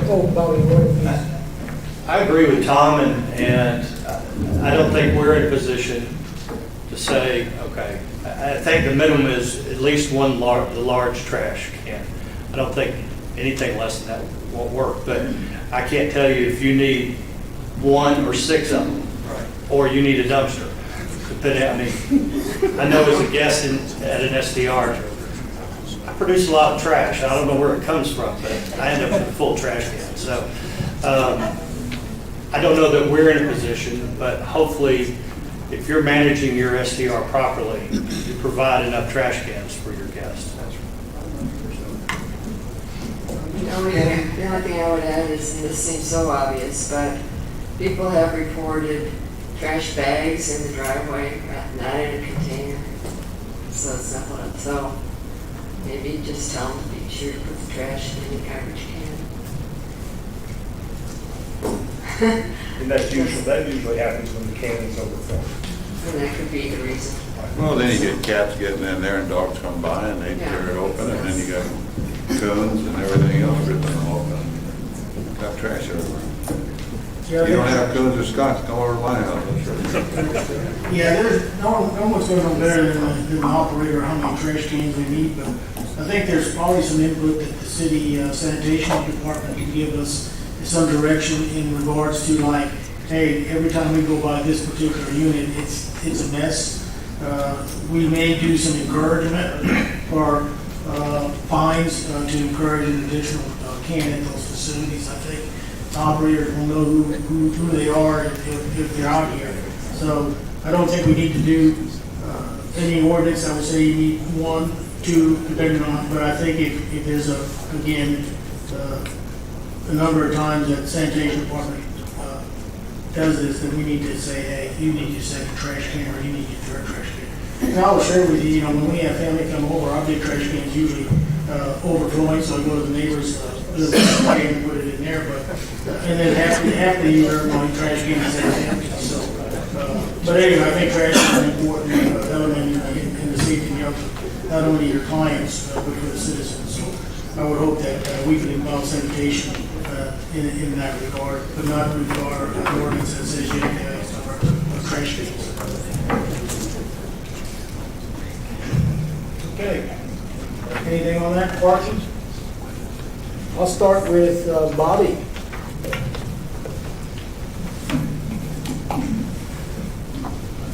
I don't know what the right formula is. I do know that I don't think the properties provide enough parking on property. Only because, and I've said this numerous times, nobody carpools anymore. If your B&B sleeps 12, you're going to have 10 to 12 cars. And if you only have space on your property for 2 cars, whatever the number is, you're going to end up with a lot of cars on the street, which isn't fair to your neighbors. It isn't fair to the neighborhood as a whole. One of my concerns, which I brought up today, was we've got several streets that are really narrow. And if you do have parking on both sides of the street, and you do have B&Bs, and there are multiple cars, my concern is, will a fire truck go down the street? And some of these streets, I doubt very seriously that a fire truck would go down. So from that standpoint, it's a fire hazard. So I definitely think we need to look at minimum is to match up to what a hotel has to do. But I think if you're going to be a good neighbor with an SDR, you need to provide parking. It's not the city's responsibility to provide parking. So hopefully when you plan your SDRs, you provide parking. Thank you. Jared? Oh, we talked about that this morning, where I feel like at least 1.5 or 1.25 parking spaces per unit, one bedroom unit should be required. Because if you have to have a manager come over there and be there for a while, you really ought to have a spot for him too. I really think either 1.25 or 1.5 parking per unit. Tom?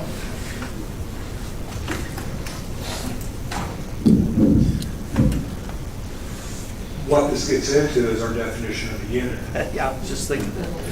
And if a unit is a bed or a bedroom that sleeps 2 people, then that necessarily changes the parking regulations. So everything about STRs and managing STRs is interrelated. So we have to look at the big picture. Parking, I think I'm leaning toward the idea that an STR needs to provide parking for 75% of its occupants. I don't know, I'm not sure. What are we going to do? Do we want to do a hotel, a 1-to-1? We just had a zoning case that came in where we required them to have a 1-to-1 parking space for every bedroom. That was on Windcrest. So I have a concern that with parking, the owner-operators are, there's the issue of occupancy. In my book, I think a majority of the problems we have deal with occupancy. That when we have large occupancy in a B&B, the problems tend to exacerbate. I live next door to a B&B, no problems at all. The goats make more noise than people do. So one of the issues with parking I could see is that, well, in order for me to have parking for my guests at my STR, I need to create more parking on my property. And in order to create parking on my property, I have to pave it. I have to create more impervious cover. So any kind of ordinance or regulation that we come up with, we need to have a standard where you have to have you cannot go above a certain percentage of impervious cover. And I look at this as a way of saying, if I have a limitation on my impervious cover, that necessarily puts a limitation on the number of cars I can park on my property, which necessarily puts a limitation on the number of people that I can put in, that can reside in my STR. Philosophically, I don't think city streets should be parking lots for STRs. So I think we can come to some kind of come up with some kind of a I guess a plan for how many parking spaces. I think we could start at, let's say, 75.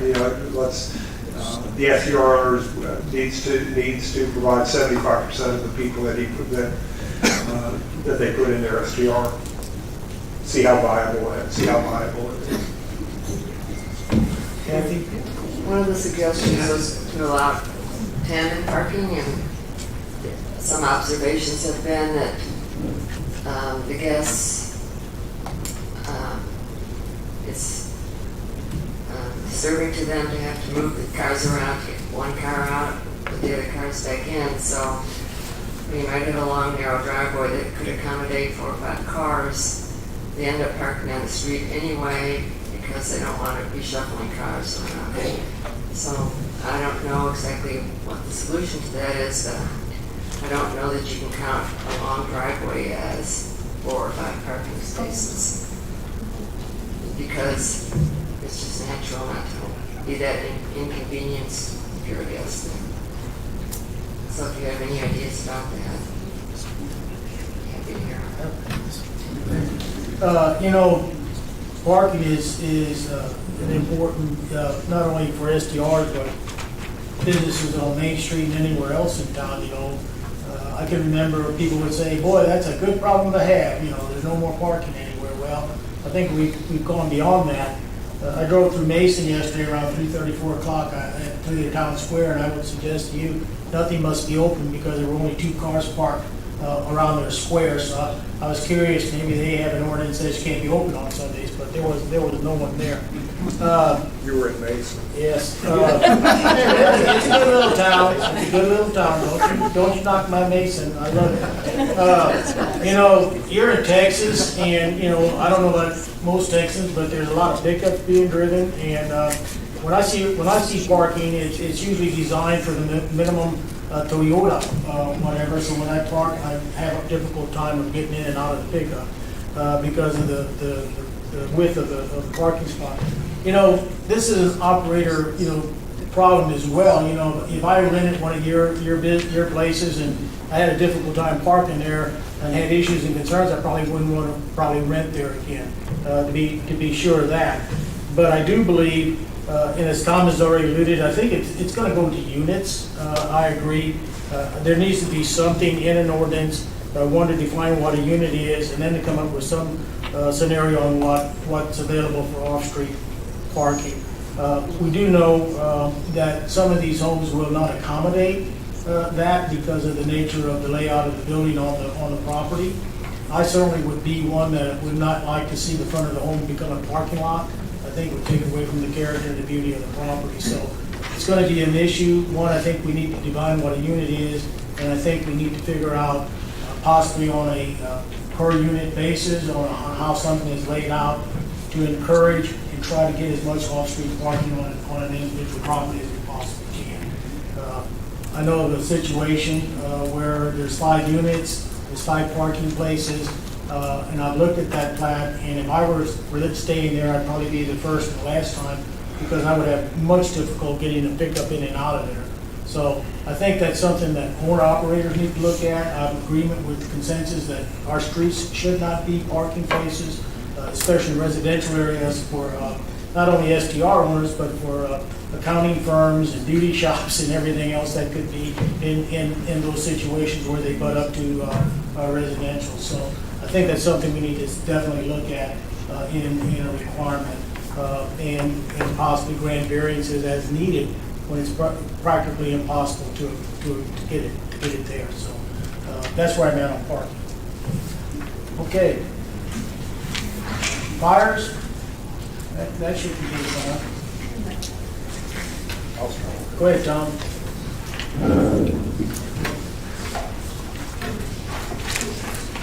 As an old Boy Scout, I like fires.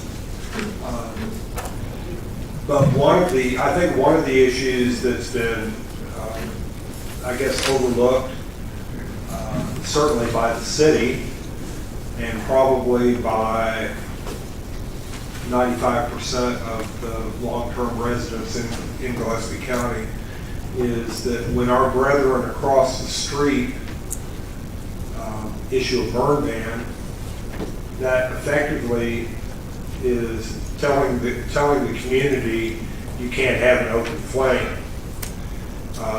anywhere. So that's not just burning a big pile of brush out in the county, because the 11,000 people that live in the city of Fredericksburg also live in Gillespie County. So when we have a burn ban, there's not, in my understanding, is that there really shouldn't be any open fires anywhere. They're going to be contained. You can have contained fires in a barbecue pit, but it shouldn't have any kind of open fires. Is that right, Chief? Would you know? You're not Judge Strader. Okay. You have a gentleman, Mr. Mr. Radke. Come to the mic, please, and introduce yourself. You get it like everybody else on here.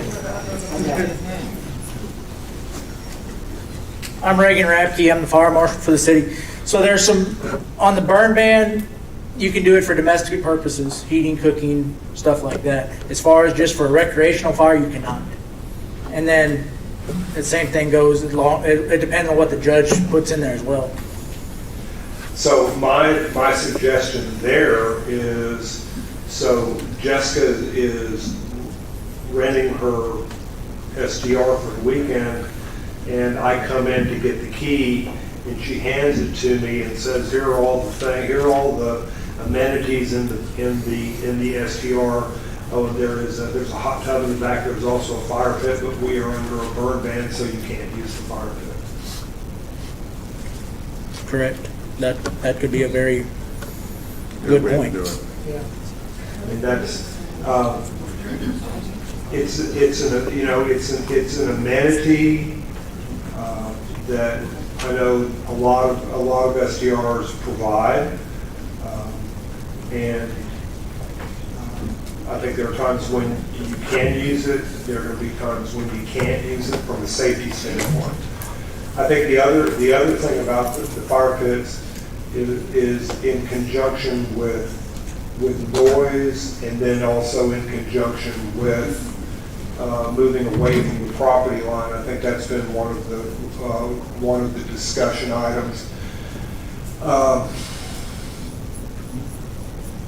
My feeling on fire pits and also on hot tubs is, I think they would be better. They would be.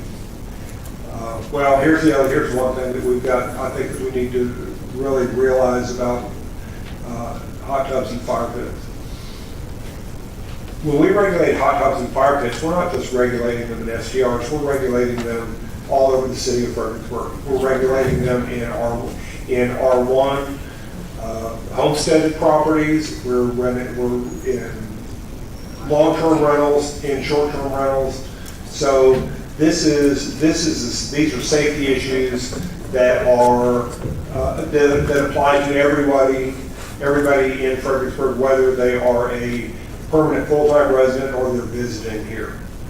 So my recommendation there is that we would probably want to look at some kind of an offset for both from the property lines. But as far as fire pits, I think that we need to be looking at them. Are they legal? If you can have one in the backyard, you can have an open fire in the backyard, then make sure you're safe. If it's prohibited because of fire declaration by the county judge, then the people need to understand that. Go ahead, Ken. The thing I would add, which,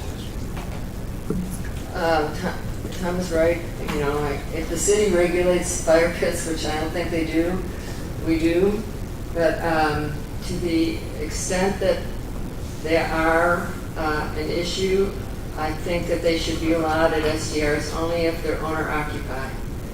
We've had complaints about people, guests just leaving the fire going, not putting it out, going inside and going to bed. Somebody needs to be more responsible about that. It's a health and safety issue. What do you think, Reagan? Yes, ma'am, I agree. They need to be monitored or put out when you go to bed. So either you have an owner who lives on the property or you have a long-term tenant who would be responsible for that. But So we're gonna make them the person that goes out with the bucket of water to put out the fire pit. So every time a fire's built out there, they're gonna have to be there to regulate that fire. They need to have a constant eye on it, yes, sir. Okay. The owner operator, not the people that are actually burning. Well, whoever's at the location where the fire's going.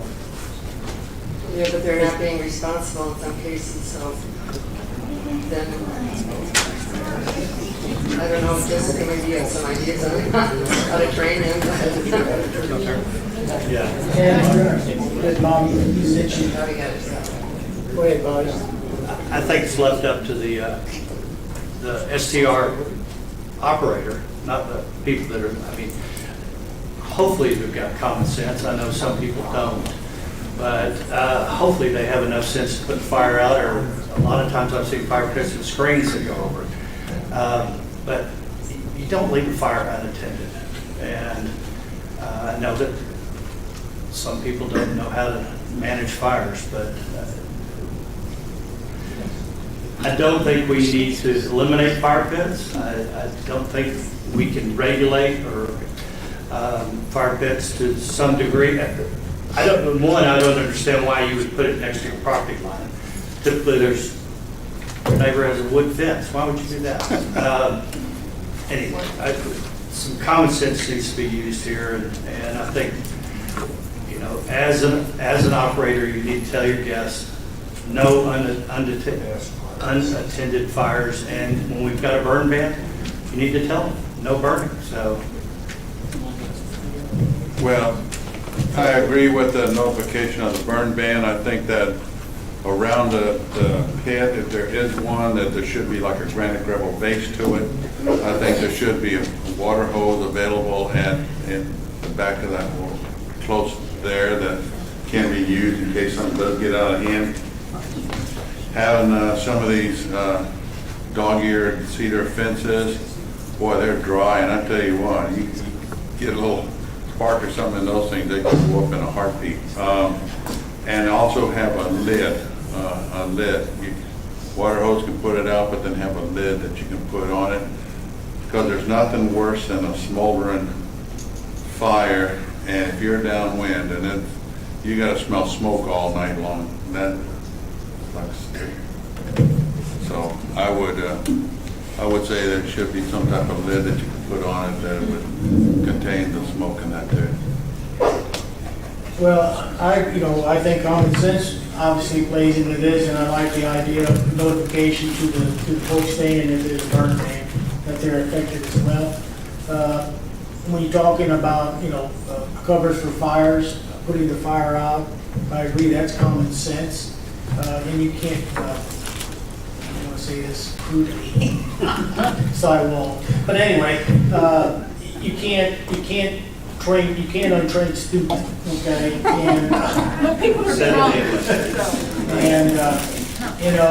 that would be a situation, again, we have it on the books, but you can't enforce it. Fortunately, nothing drastically has happened, but I think the good part of this is, let's be sure we're in a burn ban.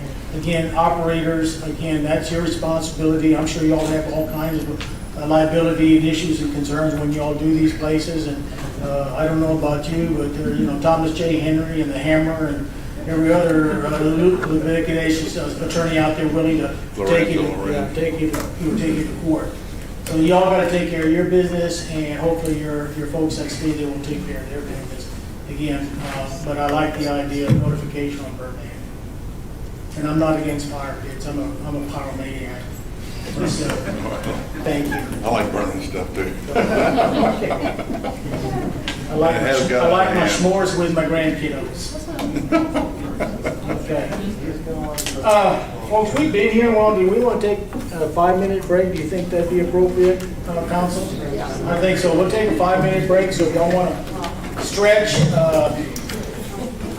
get a water, or do whatever y'all like to do, we'll come back in 5 minutes. And if you're outside, we'll certainly let you know we're back in. George.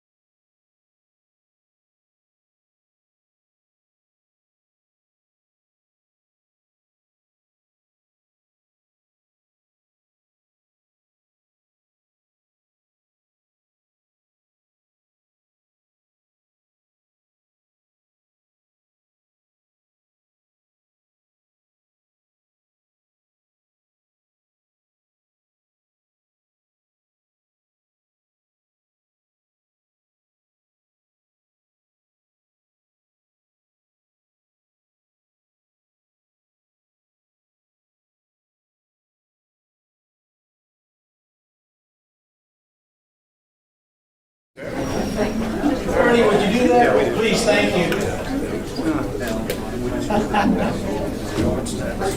We're missing Kathy. We're missing one of the council members. Ken, before we start, where are we at now? Where shall we go to? I think we covered all the code enforcement issues, other than on page 28 of your packet, there's some other issues. I don't know, Jason, I'll just ask you if you need any specific direction on any of those issues. Well, we're gonna wait a moment. Oh, here she comes, okay.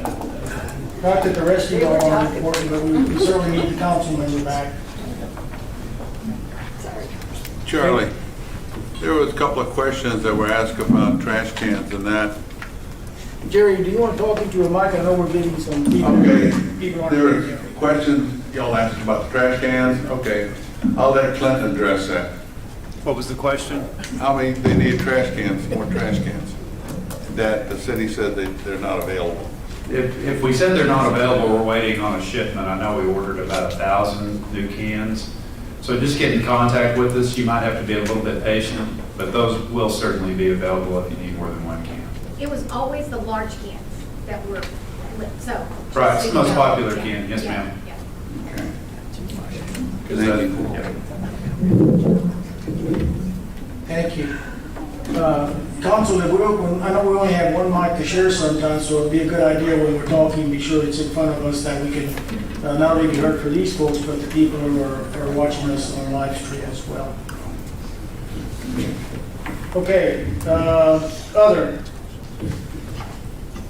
You want to re-enlighten us on that?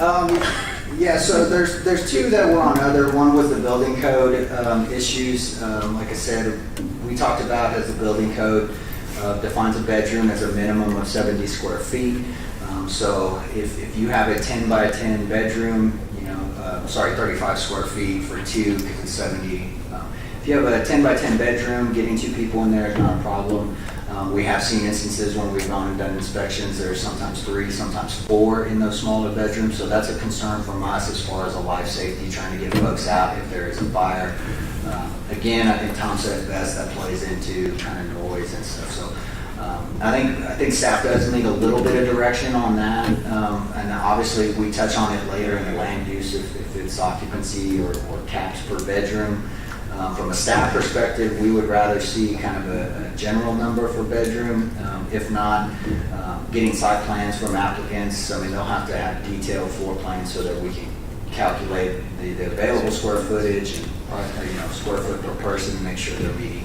As far as the ADA issue, I don't need any more direction from council. I got that from the federal government, and so I just kind of wanted to give y'all that that's something that will be included in the ordinance that wasn't addressed in the current versions.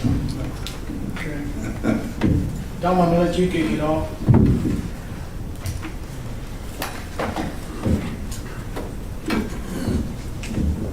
I think one of the issues, one of my biggest issues has to do with occupancy, because I think occupancy drives all the other issues. My preference is to define a unit as a space that sleeps 2 people. And when we're talking about an entire unit, there has to be a distinction between area where people sleep and areas where people congregate. So living area and sleeping area. So if we take just what comes off GCAD, and I can pull up the house and it says this house is 1,700 square feet. Okay, well, based upon a formula, we're going to have X number of square feet per person, so we can sleep this number. We can sleep this number of people in there. Well, that 1,700 square feet includes a living room. It includes rooms that are not appropriate for bedrooms. I mean, I'm aware of issues where you have a bedroom, and within that bedroom is a sitting room, and within that bedroom is also a large walk-in closet, And so you've got the ability there to have a bedroom in the bedroom, a bedroom in the sitting room, and a bedroom in the walk-in closet. So you've got a bedroom within a bedroom within a bedroom. I want to tie bed space also to fire safety codes. And I would need, this is something where the fire department and the fire marshal are going to have to weigh in. There has to be ingress and egress. I think safety needs to be one of the primary concerns, if not the primary concern in a lodging institution. I want people to make money, but I want these things, I want them to be safe. And I don't want the ability to say, okay, well, there's an extra bed, a blow-up bed in the closet that you can put in the living room at night. I just don't think that's appropriate. Go ahead, Kathy. In Kathy, fact, move the mic a little closer, please. in fact, I think, That's better. I think some city SDR ordinances allow sleeping only in bedrooms and not in other living areas. So that, I think that's something that we could look at as we look at other cities' ordinances. I would recommend that we define unit as a bedroom, and I think we would all be on the same page, right? We define unit as a bedroom. And for all purposes, we define unit as a bedroom. So whenever we use the term unit, we're talking about a bedroom. I think that a bedroom is occupied by 2 people. That would be my recommendation.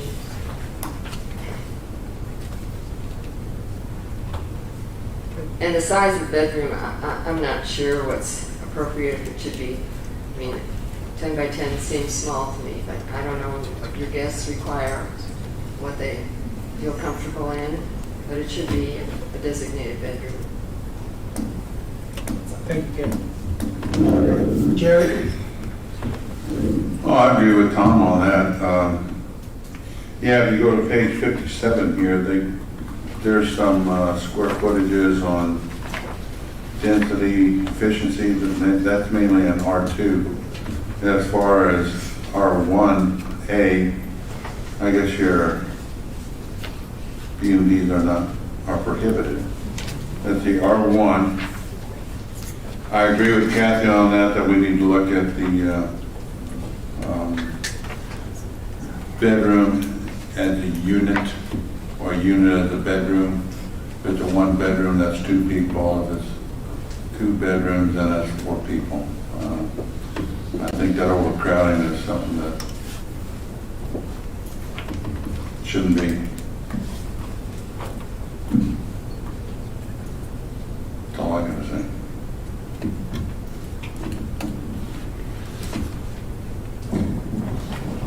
Bobby? Well, I think the bedroom is a bedroom for 2 people.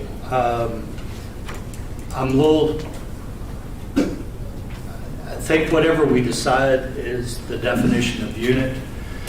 I want it to be understandable by everyone. I mean, we might have a definition, the STR industry might have a different definition. I think we need to come to some consensus there, so we're all talking about the same thing.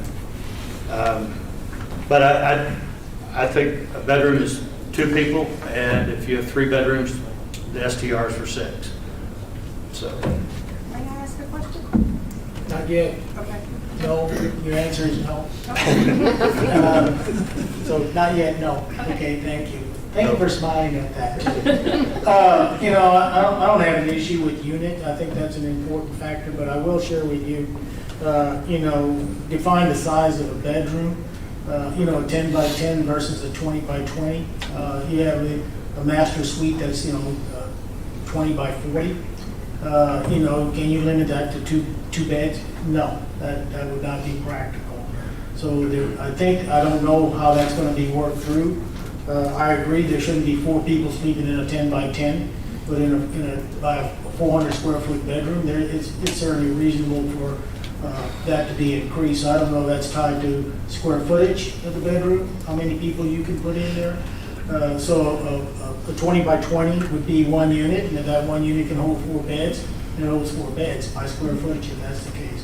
If it's 10 by 10, so forth, then it should be the 2. So I think you need to, that's a problem. What is a bedroom? And I think Tom alluded to it, I've been in master bedrooms, master closets that were larger than my own master bedroom. And I think, Jesus Christ, these are big. And but I think it needs to have some kind of correlation with the square footage. Otherwise, there would be no sense in having 2 beds in a 400 square foot versus it being in a 100 square foot. Boy, this is a thought. What if you, right now, I got my grandson with us, 6 years old.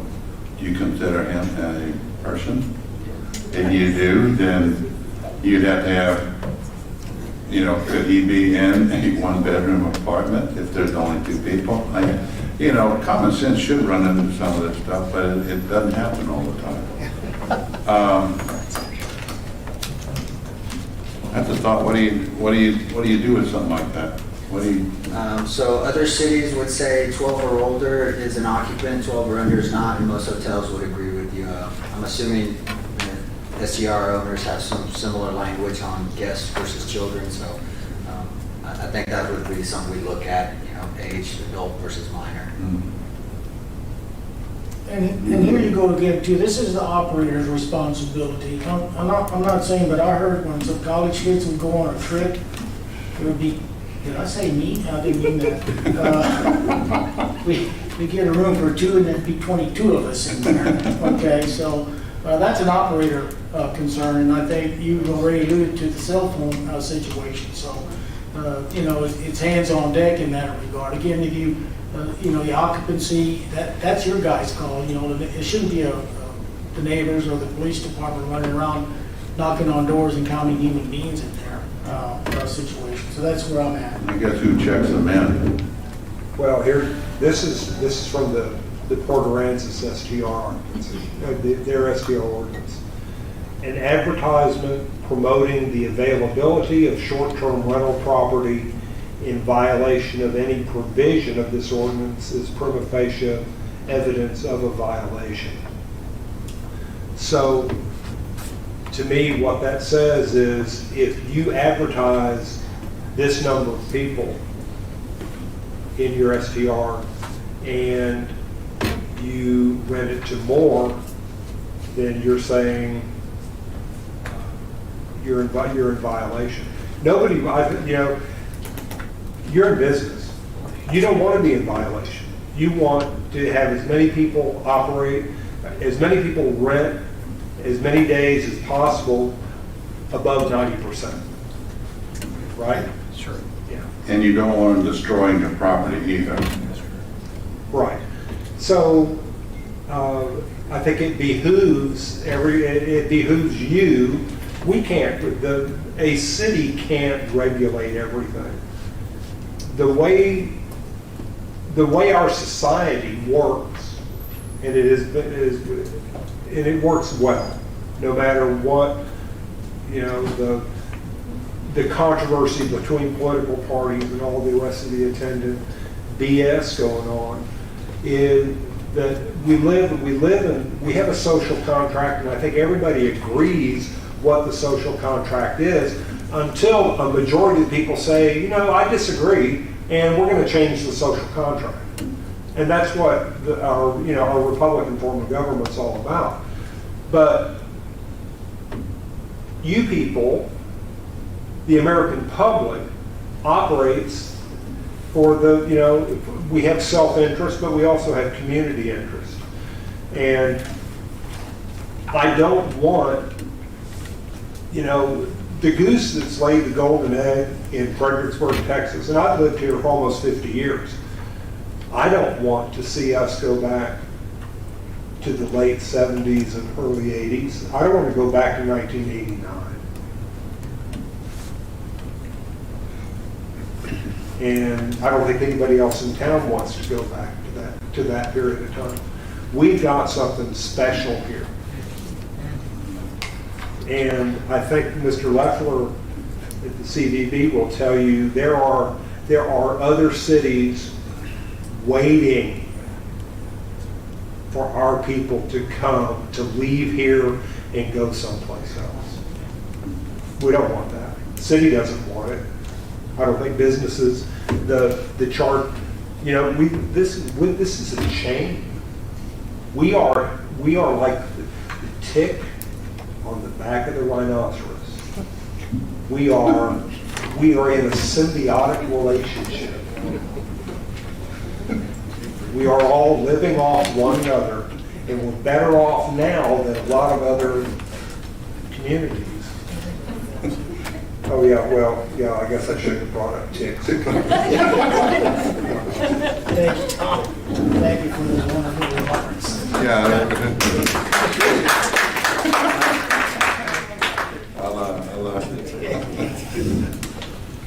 I think we kind of hit on units, haven't we?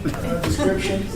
And this is fluid, guys, ladies and gentlemen. This is fluid. Whatever comes out of this is going to be certainly for more public input as we go down the road to what we hope will be a workable ordinance.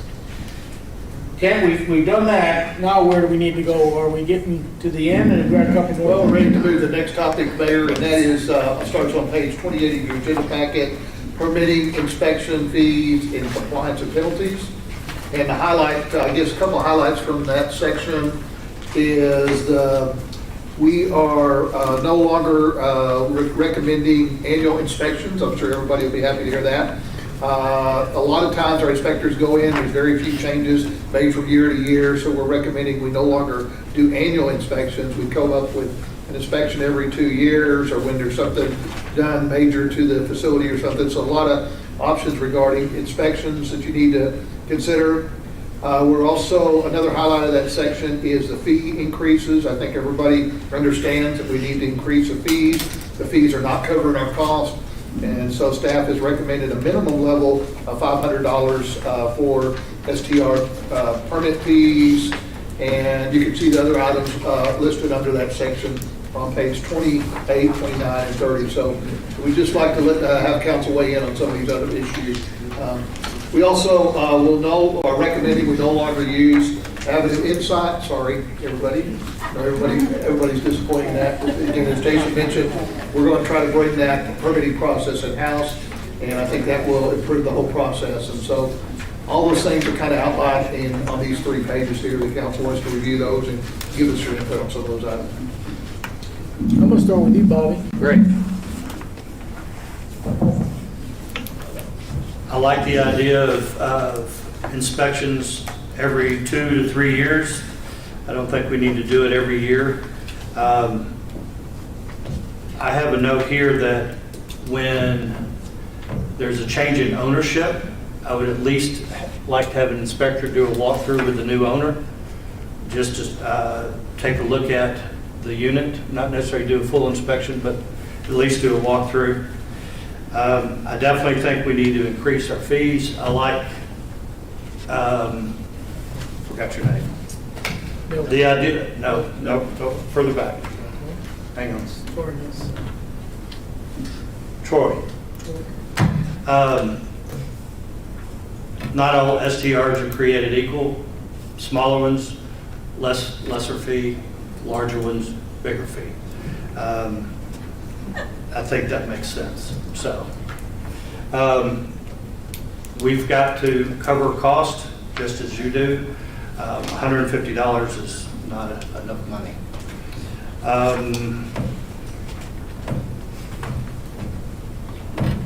And then enforcement. As I said before, we have not done a good job of it. That's on us.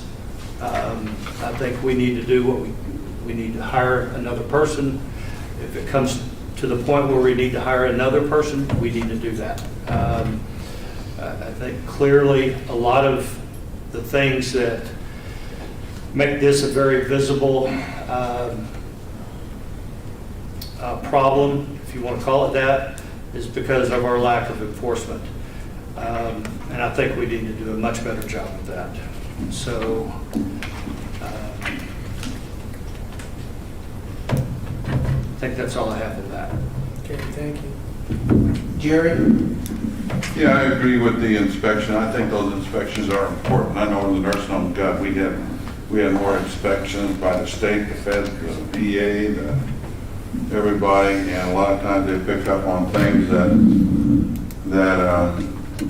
you look at it every day, you just kind of overlook it. And I know that when I was talking to David on some of his inspections and Ray, you know, they would find things like the hot water heater, the gas hot water heater didn't have a exhaust pipe on it, and that ain't cool.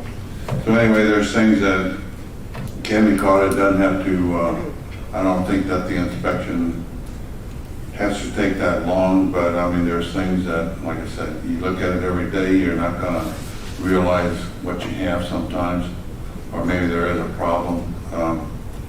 I think that's good. I don't think it needs to be every year, maybe every, like I said, 3 years. I think that'd be great. The increase in fees, I agree with that. I don't think it should be a cost that the city residents should have to incur. So I think that should be in y'all's business. Y'all take care of your business. And the enforcement, I agree with Bobby on that. The enforcement needs to be where the police can go in and handle the situation, and, you know, if need, work with y'all. But if y'all need help, that the police are there to work with you. And you know, it's not everybody's going to be a bad apple. And like you said, about 10% of the bad apples, and you know, there's just a bunch of people that get out, and when they get out, they get stupid. And I think somebody, you know, give them a warning, and after that, step on them. Let them know who's boss. Bye. Tom?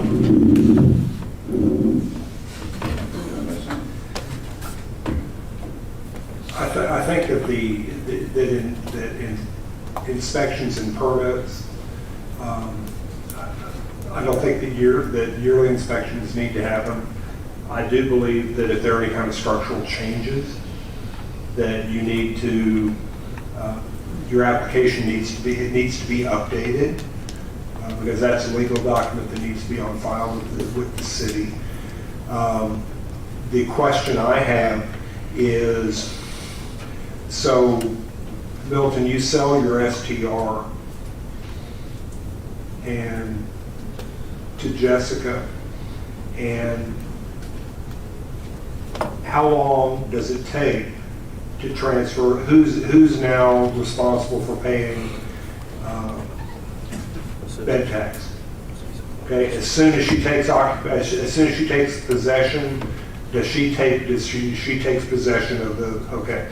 So the question I have here is, in the marketplace, I think we need to give enough time for the paperwork to get done. Okay, and whether whether that's 10 days, to me 10 days seems to be not long enough. So, but I don't want it to, I mean, you have a fiduciary responsibility to the governmental agencies, but you also have a fiduciary responsibility between the parties that are, that bought and sold. So I would be agreeable to coming up with some language there. Structure inspections, if nothing changes, then our guys could be inspecting some other building instead of one that doesn't really doesn't need an inspection. So initial new B&Bs, changes to STRs. I think that the permit fees need to go up. There are expenses that have to be met. I think the at $200 per unit. If you go from 150 to, there's been some talk about, okay, let's go to $500 per unit, And then we get back into our discussion of what's a unit. So if a unit is a bedroom that sleeps 2 people, then we might have one unit here that sleeps 4 people, or one house, an STR that sleeps 4 people that has 2 units, and there might be another unit next door that sleeps 16 people that might be 8 units. Should they be treated the same as far as a permit fee? I'm not so sure that that's the case. So I'm leaning toward our tying the permit fee to the definition of what a unit is.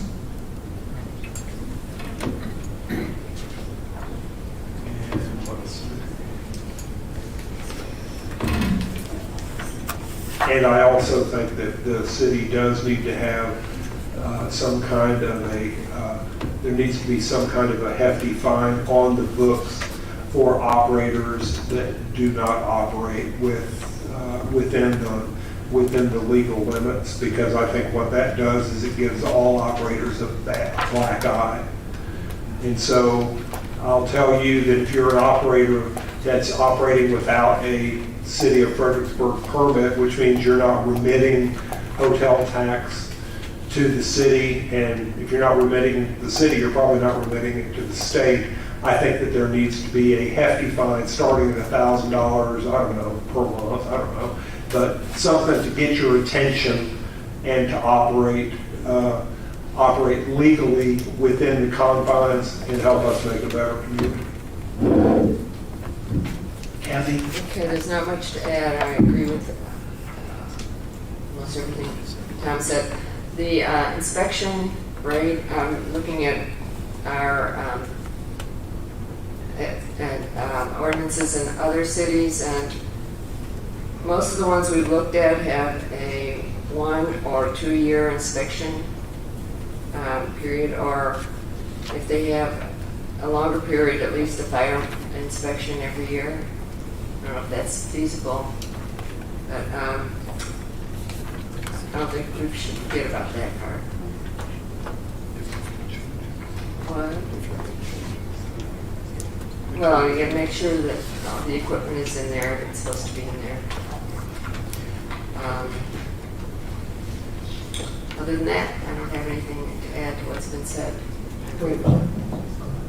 I do want to say, on the permitting system, whether we stay with a third party or we bring it in-house, I want it to be very user-friendly and as much online as possible to make it easier for the STR operators, and that we get the kind of information we need as well. So very user-friendly. Well, we need to cover our costs. I don't think we need to make anything on it. I think if we just cover the cost, and whatever that is, go ahead and work with that, because we're going to be getting tax money, hotel, motel tax. I think that just so we cover our costs. Okay, I've got a couple of points. One is, tell me about the inspection process. Does it take longer to inspect a 2-bedroom than it does a 4-bedroom? If those are defined as units? Yes, sir. And why is that? Why is it, do you walk into the 4th bedroom, be sure it has a window and all of those things? Yeah, so the inspections look at several things. First of all, foremost is fire. So we've got the emergency exits marked. We've got the required fire extinguishers. Smoke detectors have to be operational. Ultimately, there's a building component of it as well, and that's egress access. So you can't utilize a room that doesn't have a window as a bedroom. There's some comments, I'm not sure which council member made it, about you have a bedroom and then you have a sitting room and then you walk into your walk-in closet. So we have seen examples of where that tries to become 3 bedrooms. The building code does not allow egress. Your egress cannot be through another room. So there are some things that they look at when they go through that to make sure that there's life safety issues. Okay, when it comes to, transferring, permit, I have no issues with that. Now, when it says here, requirement of 10 business days for that to occur, that's 10 business days, that's not weekends and holidays. I don't know about you folks, but, sometimes the longer you give people an opportunity to procrastinate, they will. 10 business days is certainly, I think, doable. Could go to 15 business days, but I wouldn't go any further than that. You're talking about fees, if it's going to be a permitting fee of, for 3 years, well then, obviously, it needs to be increased because the operators aren't having to pay the $150 per year situation. So I think that needs to be increased. One, they won't have to be putting up with that. On re-inspections, I think it's important that staff and the operator work as diligently as they can to accommodate that inspection. However, there's always a wave-off. Hey, it's not going to work. It may not work on our side. It may not work on their side. I think an opportunity to have 1 or 2 wave-offs, I think that's appropriate. To say, you can't come in today. We got this thing booked for a whole week. We don't want to miss that booking. I think after the second or third wave-off, then it becomes, hey, next time it's going to cost you X number of dollars, to let them know that we're serious about inspections and permitting. So opportunity, again, give them the opportunity to waive off. Y'all decide 1, 2, or 3 times. I wouldn't do more than twice. And then have that opportunity to say, this is it, or we're going to charge you, instead of $400 or $500, we're going to charge you $1,000 or something like that. Because they're important for the safety and the liability of little operators to protect themselves. So, permits. Okay. I think that was my concern, was the permitting and the time, and the transferring of the permit, I think is very appropriate. And as discussed, if something is done where they have to draw a permit to do something to the building, a re-inspection, to be sure that's up to code and whatnot. Tom? Jason, I had one further question, and this has to do with fees, with the permit fee. So, are we going to continue to charge an STR a yearly permit fee, even though we might not inspect them yearly? They would still be required to pay a yearly permit fee. I think right now that's kind of the standard. I don't know if that would be called a yearly fee or operational fee. So we would be waiving the inspections, but we would not be waiving any of the code enforcement issues that may or may not come about from that. There's also just the permitting software that has to be maintained. So there are some fees associated with that. If council would like, we could talk about options for if it's more of a renewal fee. There's your original permit fee and maybe a renewal fee. Those are some things that we could look at. My thought is that while an STR might not need a yearly inspection, the permit under which the STR operates would need to be renewed every year. It would the permit is valid for a year, and you renew the permit because the permit's going to be based upon whatever criteria we come up with. Maybe it's the number of units. Okay, so if you want to operate in the fiscal year 22-23, here's your permit, and it will have the same permit number that you had last year, and it will just be 1022-23 for the year 23, or 1022-24, and we'll have a contest to see who's going to get that 00001 permit that you can then sell for a large sum of money to someone who wants to have that first permit. That makes your B&B probably the most sought after piece of property in Fredericksburg. Tom, that will be up for auction by the city of Fredericksburg. Unfortunately, Tom, staff can't support that because our goal with the permits is to give every operator one permit number so that they don't have to get a new permit number every year when we're bidding hot. So, and I do have a follow-up question for you, sir, just on one of your other thoughts. You had mentioned the 30-day grace period possibly. Might be too long. I think for staff, we can explore that. We just want to know if there is that grace period, and we have code issue or recurring violations, who does that violation go to, the old owner or the new owner? Both. No, I think that maybe what the mayor said, 10 business days, maybe 15 business days, and maybe 30 is too much. I just wanted to make sure that the owners had enough time to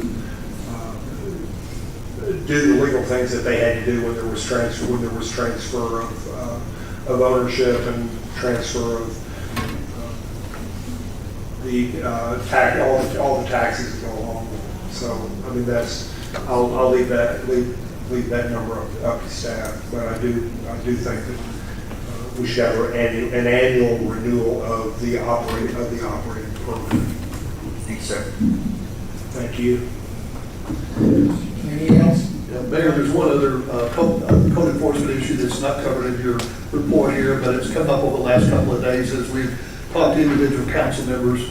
And one problem with code enforcement right now is when we do cite somebody for violations, it takes a long period of time to work through the municipal court system. And while it's working through the court system, there could be continued violations, maybe 30, 60, 90 days to work through the municipal court system. About several years ago, the city attorney briefed the council about another process for handling code enforcement complaints without having to go through municipal court. It would be more of an administrative process. The council would appoint like a 3-member administrative board, and they would handle code enforcement type issues. Is the council interested in reconsidering that? If so, maybe Daniel could give you just a brief overview of that, and you could give us your input on whether or not you would consider that as a change to this process. That might be good. Daniel, you want to speak to that? You have to grab a mic. I got one. Thank you. Okay, so to expedite the process of prosecuting these offenses and to get people out of municipal court, people don't like being prosecuted for a Class C misdemeanor for something like this. It just for code cases, it doesn't work well. So it's by statute. Texas law allows for it. City of Austin does it. Some other cities do it for primarily for code enforcement issues. You can create a civil administrative process to adjudicate these in lieu of a criminal case in municipal court. There's a hearing officer. A person would be notified just like they would of any other violation. They would have a period of time to notify the hearing officer if they want to contest that violation. If they do, they would have an opportunity to present evidence, and then the hearing officer would make a determination as to whether they thought there was a violation or not. Some other benefits are that right now in municipal court, every case has court costs of a minimum of $63. So if somebody leaves a trash can out or they're watering and we assess a $1 fine, they're still going to be looking over $60 for that. So this would give the ability, if warranted, to reduce some of those kind of more minor, if you want to call them that, minor code violations to a smaller amount, at least initially. Our water ordinance provides for this type of process now, but we could expand it to tall grass, watering, trash can violations, maybe noise. So some of the more common, just kind of run-of-the-mill code complaints that we see on a daily basis. So I did present this to council 1 or 2 years ago. I don't remember when, pre-COVID, I think. And there was some appetite for it then, but it wasn't in the context of SDRs. It was just sort of generally related to code enforcement. So, if council was interested, we would have to create we'd have to adopt another ordinance that would set out the whole structure, the hearing process, notice all that, and then try to implement that. Who would be the hearing officer? How does that work? And you, like they said, a three-member board, I think, what, Kent, an administrative board. If I recall correctly, I believe that there's usually just one individual, like a hearing officer, sort of a judge, if you want to call it that. And how that person is picked would probably be up to council. Maybe it could be appointed by council, or maybe the city manager would be able to identify that person. We also have to create an appellate process. If somebody wanted to appeal the decision of the hearing officer, maybe the municipal judge would be appropriate to hear that appeal. Or council, you could have it come to council. So potentially this could become an employee? Or is this a contractor? A volunteer. You would need somebody to do it. So if you want to hire somebody or use somebody you've already got, that's up to council. George. Bobby? I'd be in favor of that. I think, one, it would expedite everything, and two, quite frankly, I don't see that an overflowing trash can is a Class C misdemeanor. So I definitely am in favor of this. Sooner the better. I think an overflowing trash can it's important for our community, for the person that has the overflowing trash can to understand that we don't want overflowing trash cans. Oh, I would agree. And so instead of hitting them with a $63 court cost plus a fine, I'd rather say perhaps you pay the fine and use the $63 to get another trash can from the city of Fredericksburg. I think it's worth pursuing. I do too. I think it, like with any of the commissions we have, P and Z, these people are not paid. We could have maybe 3 residents who council feels are qualified, and they would hear these cases on a rotating basis, one at a time. It's a possibility. So I'm in favor of it. Okay. That was easy. Yep. Okay, if Mayor, following this meeting, we'll send Daniel's report that he had prepared a couple of years ago. We'll make sure you get a copy of that, so it provides a lot more background on this. Well, you talk about this trash, okay, since that's brought up. Anyway, over there, right across from City Hall there, on that restaurant, I guess it's a restaurant, but anyway, they had 3 trash cans out there, and if they'd taken all the damn cardboard that was in it and taken it over to recycle, which would save us in landfill and everything else, but no, they had it all in the trash can, so they expect the city to pick it up, and hell, it was stacked over the can there. All they had to do was take it. They would have had 1 trash can full out there if they'd take all the cardboard out. Bobby? One last comment.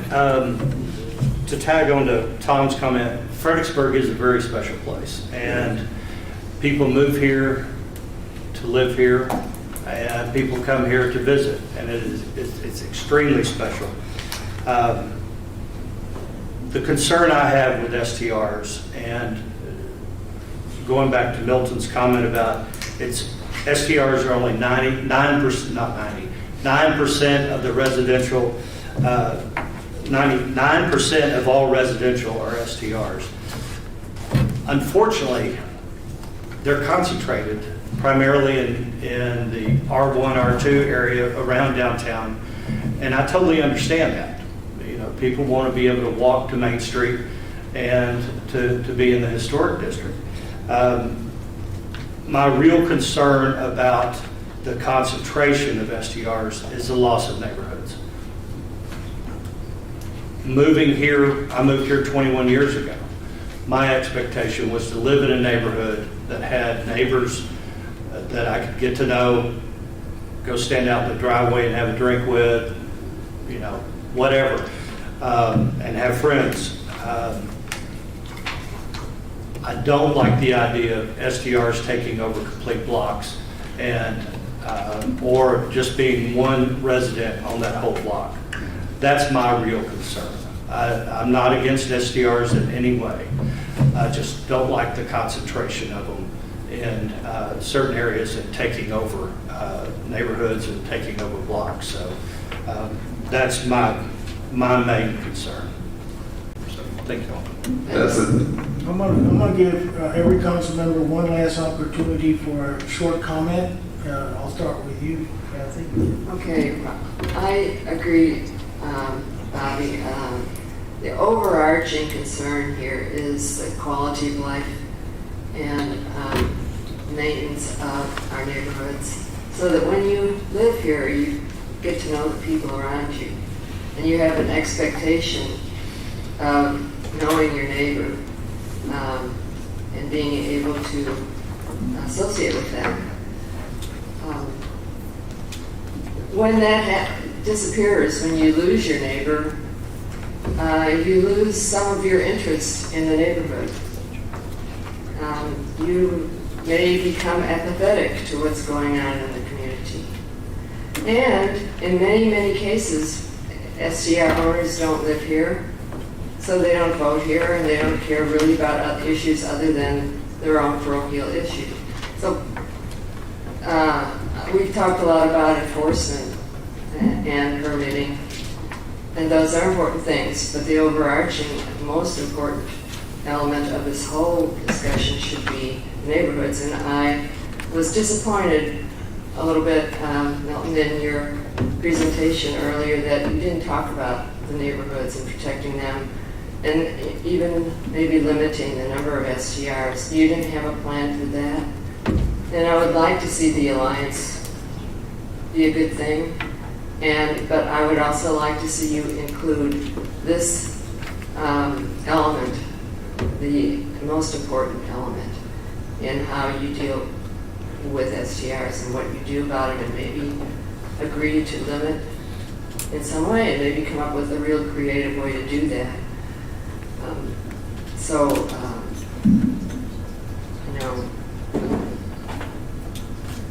I guess that's all. I just think that that's so important to the people of this community and to the sustaining this town. I mean, if we have more and more and more, we're permitting 80 a week or whatever we're doing, it's going to be 10%, 20%, 30%. That's way too much. Then if the neighborhoods, and these are the historic neighborhoods mostly, but others too, if they collapse, the city collapses. The market is not always a good judgment of what should be done. You get too many tourists, pretty soon they're not going to like to come here either. So if you could think about the big picture, that big picture, when you're considering how to control this and manage it, grow it, I think that's very important to us. Thank you, Kathy. Tom?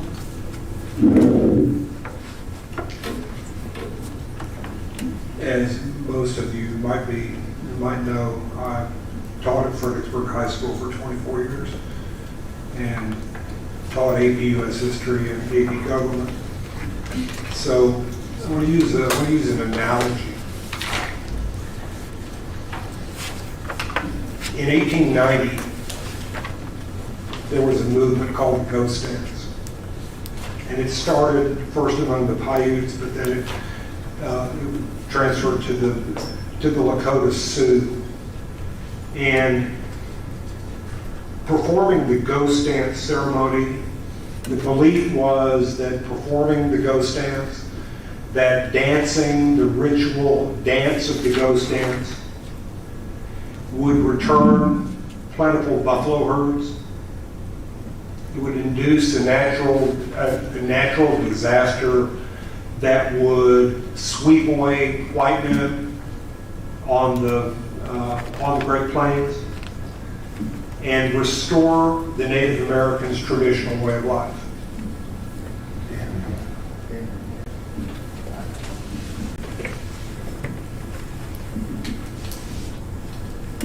We need to protect the. I don't want to use the word protect neighborhoods. Neighborhoods change. We had neighborhoods in Fredericksburg in the 60s and 70s where kids rode their bike to town pool. We don't have those neighborhoods anymore. We have an abundance of people that live here and also move into our community that are making investment decisions. They're taking money out of the stock market, maybe out of the bond market where they're earning maybe 1% or maybe negative 1%, and they're putting it into another type of investment where they're earning more than 1%. People have been doing that in Fredericksburg, Texas for a long time, and they will continue to do it here. So I am not one to say we need to control the number of STRs. I do believe in the market. I taught economics for a lot of years. The market will take care of itself over time. I understand the concerns that if we don't intervene and limit the number of STRs, that's all we'll have is STRs. I don't know that that's true. So I applaud the work that the STR Alliance is doing. The only question I have is why didn't you start 2 years ago?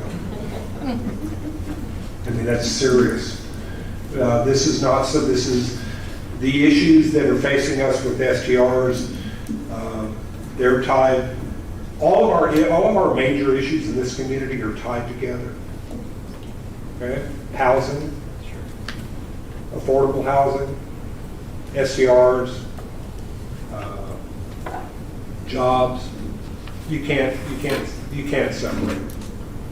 So we got to work together, and I think the people that are the elected officials sitting up here tonight are dedicated.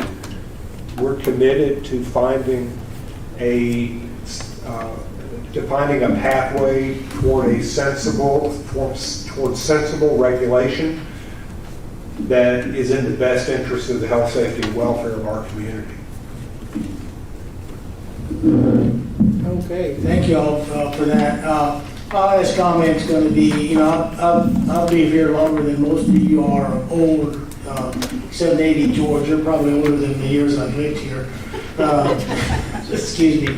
I've seen a lot in Fredericksburg. I can remember the parking meters on Main Street up and down, up and down. That was quite a controversy. Compared to what we have today, that was just a cakewalk.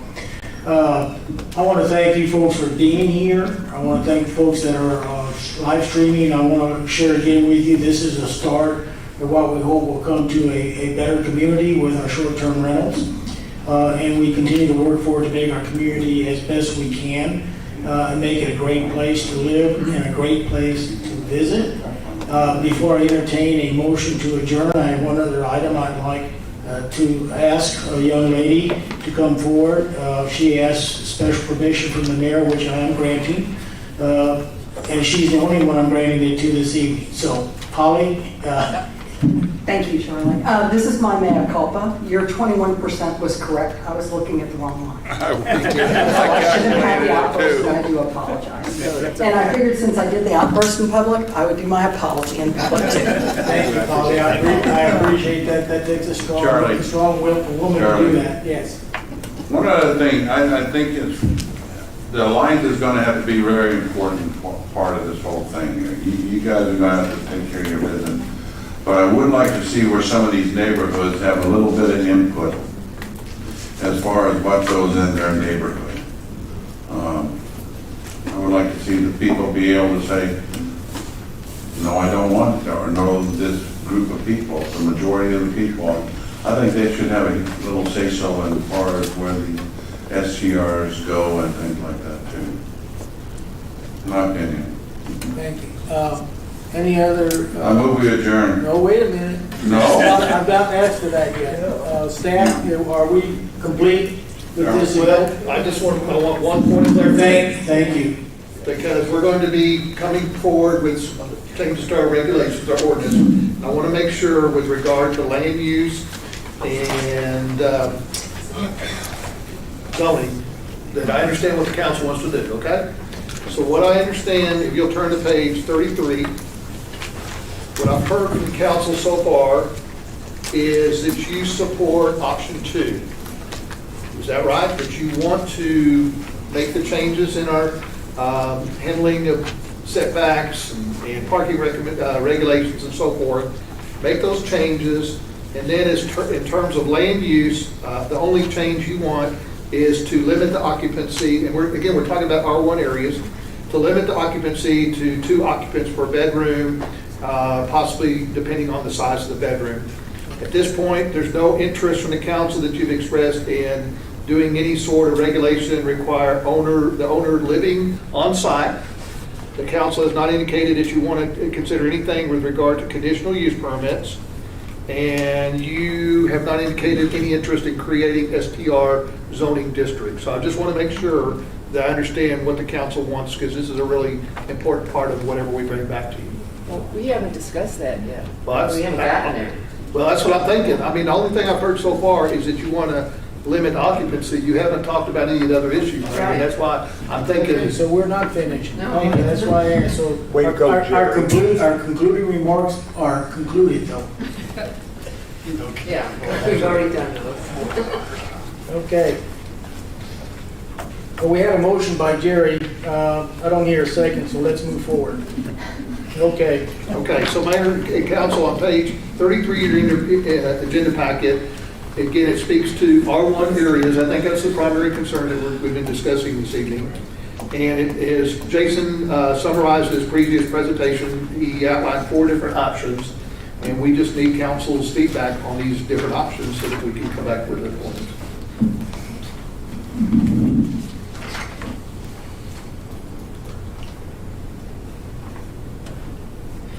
Well, I don't think 3 and 4, you're gonna get that where you have more occupied. You say you don't support that? I don't think that's gonna work. Now, that would be for that is for R1. I don't know, that might be not bad. What? And then for non-owner occupied, you would have a conditional use permit. Justin, would you explain R1 and STR, how that works again? R1, how you can have an STR on an R1? Current zoning? Yeah. Okay, so currently under the R1 zoning, there's a couple of options you can do. One, it can be, you can rent out rooms in your residence if you are the owner or operator. The second one is if you have a lot that is 10,000 square feet or more, you can do the short-term rental without being the owner or operator. So theoretically, they're not permitted in R1A because of that. Other than that, that's basically the limit. The code does talk about having a separate accessory unit, so I think that's something that we need some clarification. I think from a legal standpoint, we're not sure what that means, but it's really... I want to understand, if I have my home, it's my vacation home, and I want to do a short-term rental in the back on an R1, that's permissible because I own my vacation home. I don't have to reside there. It's a difficult question. The reality is you get one STR permit. That's what we've been allowed. Okay. So you the can't way it's have- written, that's the interpretation. You can't have two. So Okay. if you want to live in back, rent in front, you could do that. You could live in front, rent in back. You could do that now. Or you could rent out the front and leave the back open. Yes, yes, but you could not, we would not permit, that request has come through, and when we get 2 requests for STR permits in R1 neighborhoods, we deny you get 1 permit. I think that's where the most confusion is in the R1, what you can and can't have there, what's allowed and not allowed, so. I would suggest, I'm gonna speak first, I would suggest we keep R1 as we have it. And I'll let the council. That is what then? What is the current regulation for the R1? Is owner occupied? No. Shelby's going to turn this one over. Currently, what we allow in R1 is you're allowed 1 single-family residence, and on the properties that have multiples, you can have 1 short-term rental. So for example, if you have a property that has 2 units, a guest house and primary residence, only one of those structures, one of those units may occupy as a short-term rental. And then the ownership can live in one or leave that second unit vacant. So single-family residential allows for 1 short-term rental. Unless you have a home that you reside in full-time and you want to rent out rooms within your residence up to 8. Think a traditional bed and breakfast. But if the owner is not occupied, one of those structures can be a long-term rental. I mean, no. Not interpretations? No. As far as STR permits go, Daniel, you want to? It's not clear. That's one of the issues we run into, is it's just not clear. Okay. But generally, the interpretation has been 1 STR permit for 1 R1 lot. Okay, and so the 1 STR permit for the 1 R1 lot could be a 800, it could, based upon your square footage, you could have a 2-person STR, or you could have an STR that sleeps 16. Correct. Okay. No, there's Yes. a limit in here. So currently, the only limit to occupancy is the. You might want to square- speak into the mic, please. Sorry, is this Thank you. Well, it's not for me, it's for the live streamers, they can't hear as well. Yes, sir, thank you for that. So currently, the limit to the occupancy is based on square footage. So our current ordinance, we speak to the International Fire Code, which references 1 person per 200 square feet of living space. So that wouldn't include your porches, it wouldn't include your gazebo, but it would include the living space of the unit. And that's how we calculate occupancy currently. I'd like to discuss it more. Yeah, I would too.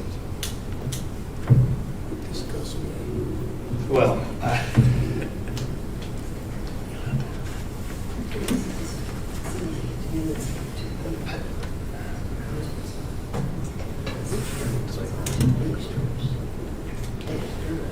So there's. sorry for the delay.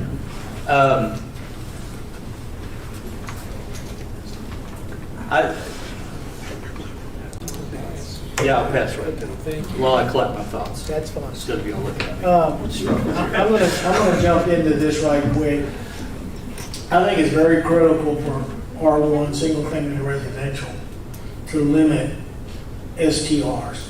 I think if you have a home, and I'll pick on me, I have a home and I don't have an STR, and I'm gonna convert my garage to an STR, that's permissible to do that. Or I could live in my garage conversion and STR the front home. But single-family residential, in my opinion, means single-family residential, so I don't think it's appropriate to lease out both structures, whether long-term or short-term. Is that a fair statement for R1? So you would you're not a fan of accessory dwelling units in an R1s? One rental, one lot. One short-term, and the other one is, occupied by whoever owns it, whether it's a vacation home or not. One rental is all you get. Either full, you can have one, I can rent my house out full-time. I can move out to my barn in the country and rent my house out full-time, or I have the option of renting it out short-term. But I can't put another structure back there and rent it as well in R1. Is I think appropriate for R1 neighborhoods. Charlie, from an affordable housing perspective, you're wiping out a bunch of available affordable housing by doing it that way, by not letting them be long-term rentals. You're restricting the long-term rental market now. But you're also impacting the neighborhood. But long-term renters are neighbors. I live in a rental house, I'm a neighbor. So you're saying I'm not a neighbor if I don't own a house? My experience with rental property, long-term rental property, is to find a really good tenant is. I'm not going to say you can't, but the ones that I've seen rent properties aren't as stellar as you might be. Now, I just want to point out the impact on affordable housing by not allowing someone to put one of those units as a long-term rental, because we need long-term rentals. I appreciate your comment, but let's talk about that some other time. Thank you. Okay. Go ahead, Kathy. Okay, under option 3, we pretty much, it goes back to the way it's been interpreted in the past. But I agree with Polly. I think that if you have one house and one separate dwelling unit, and we could regulate the size, could be a one-bedroom cottage, along with the original house. If we allow an owner to rent out long-term that house, we are helping make living here a little more affordable. And we're providing housing for people who want to get a job here, like a doctor or a nurse or a school teacher, but they don't have a place to stay until they can find something that's affordable to them, if there is anything like that. So I agree, we wipe out, if we don't permit long-term rental of those R1 homes, we're losing an opportunity, perhaps. I need to comment that R1, we need to rezone to R2. You're putting multiple families on a single-family residential lot. Is that a fair statement, Daniel or Justin? Would zoning need to be changed from R1 to R2 to accomplish that? I don't know that the zoning district would need to be changed. The definition and the purpose statement of that zoning district may need some modifications, but ultimately the name could stay the same, and as long as we updated the land use chart and the corresponding regulations. And we could control the size of the units, the number of occupants in the short-term or the B&B part. We can do that in almost all of them. Right, so it doesn't have to be a big expansion in our one. Okay, so, Jason, here's my situation. I live in R2. I have a house, my wife and I live in, and I have a red house directly behind my building. Okay. So if I was in R1, I've got my house, I guess that the rent house in back would be considered an accessory building. Okay. Now, so under the code, if I live in my house, I could rent out the other house as an STR. Correct. Okay. If I rent out my house, could I rent out the accessory building as an STR? Yes. If it's long-term. If it's a long-term. Right. If I have a long-term renter that is in my house, can I rent out the accessory building as an STR? I am not living on premise. In R1? I'm in R1, yes. You would only have one rental permit. That would be, we haven't had any of those requests. That'll be something that I have to sit with the city attorney and get an interpretation. 'Cause We don't have a rental permit for long-term rentals anyway. No. So we don't have any way to know when that becomes long-term rental. Okay, so that's an issue, I think, that speaks to affordable housing in Fredericksburg. So I could see an owner of a piece of property that has two structures. I agree that they both should not be short-term rentals, but if we're going to allow I'm going to say a homesteaded owner to live in one of the structures and rent the other one out as a short-term rental, I think we can make a case that while the renter, the long-term renter, doesn't have a homestead, they do everything that the owner does.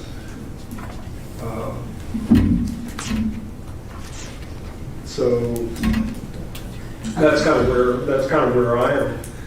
I'd like to.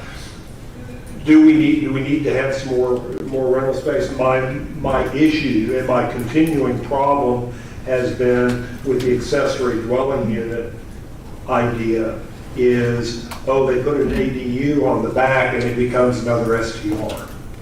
Okay, and that's been a concern. I know of ours, it's been a concern of mine. But if it's long-term, I see a lot of difference between a long-term rental and a short-term rental. A long-term rental, in my rent house, I had the same people. I had long-term renters. Maybe I was too cheap with my rent. That was probably the case. I think long-term renters can help. They can help build neighborhoods, depending upon the renters. If you got bad renters, you get rid of them. If they trash your property, if they're not good, then fine. There are other people out there that are good renters. So I think that's I could do some.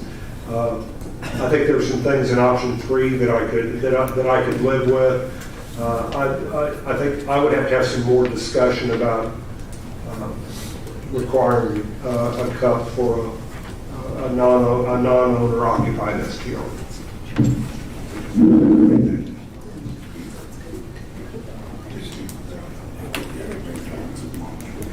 Yeah.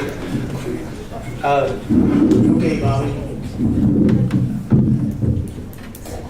Thank you for the discussion, because I think I'm inclined to agree that that one unit has to be either owner occupied or long-term rental, and the second structure can be short-term rental.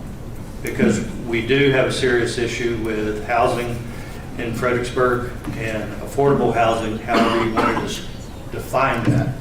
I think this would be a step to a solution. So and as several people have said, renters can make outstanding neighbors. Yeah. So, and then if you have a bad renter, it's your responsibility to get rid of that person and find you a good one. So I'm inclined to go that direction. Molly? Yes, sir. I agree with you. And I'll go with Is that you. your comment, then, Jared, on this? I agree with that. I mean, either if a long-term or a resident living, a person living there and have an STR in the back, I think that should be all right. I think your long-term renters, I mean, they're going to keep the place up. And if they don't do it, keep the place up and help control some of that, then get rid of them. Because there's always going to be somebody else out there to take this. That's all I got to say.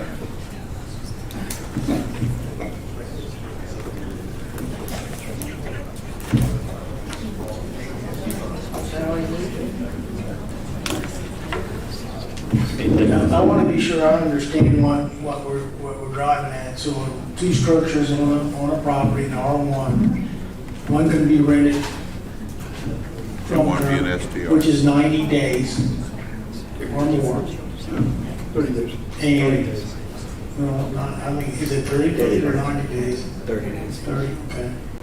And then if that is rented out as long-term, then there's the ability to do short-term rental on a second unit, but not long-term rental on the second unit. It can only be used as short-term rental. No. Or both can be long-term rental. Both can be long, but only one can be short. Thank you.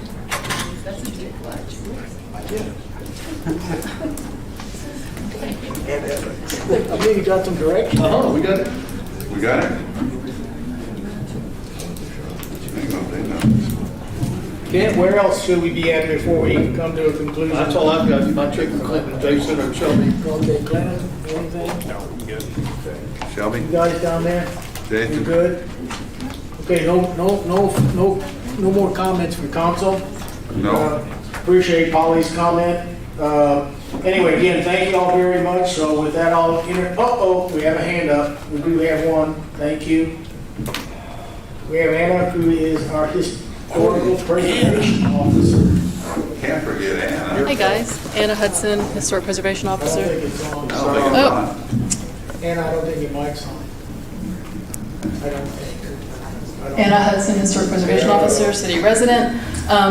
I will note this design guidelines are coming to you guys very soon for the historic district, and one proposal that we have in that for R1 and R2 would be to talk about the size of that ADU, because right now, that second unit can be as large as the first unit. So there's no size discrepancy. So just to say that in the historic district, we are considering that. So you might think about that outside the historic district too, in the R1, if there's no cap on the size of the second unit. How many people could be in that unit? Because that's multifamily, if you have 2 long-term rentals. I thought y'all had that in your guidelines there, Anna. Like setting so many feet off the side of the wall and the back and stuff. Correct. So the proposal right now for R1 and R2 would say that the footprint of the second unit of the ADU could not be larger than the footprint of the main house. So if your main home in some of these old Fredericksburg neighborhoods are 800 square feet, so the second unit could be bigger than 800 square feet. Correct.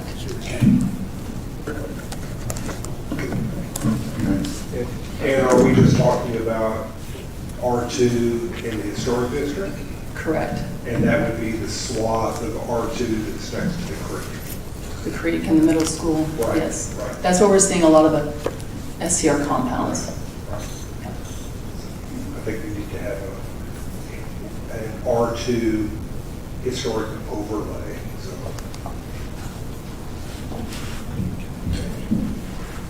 All right. I think we're done.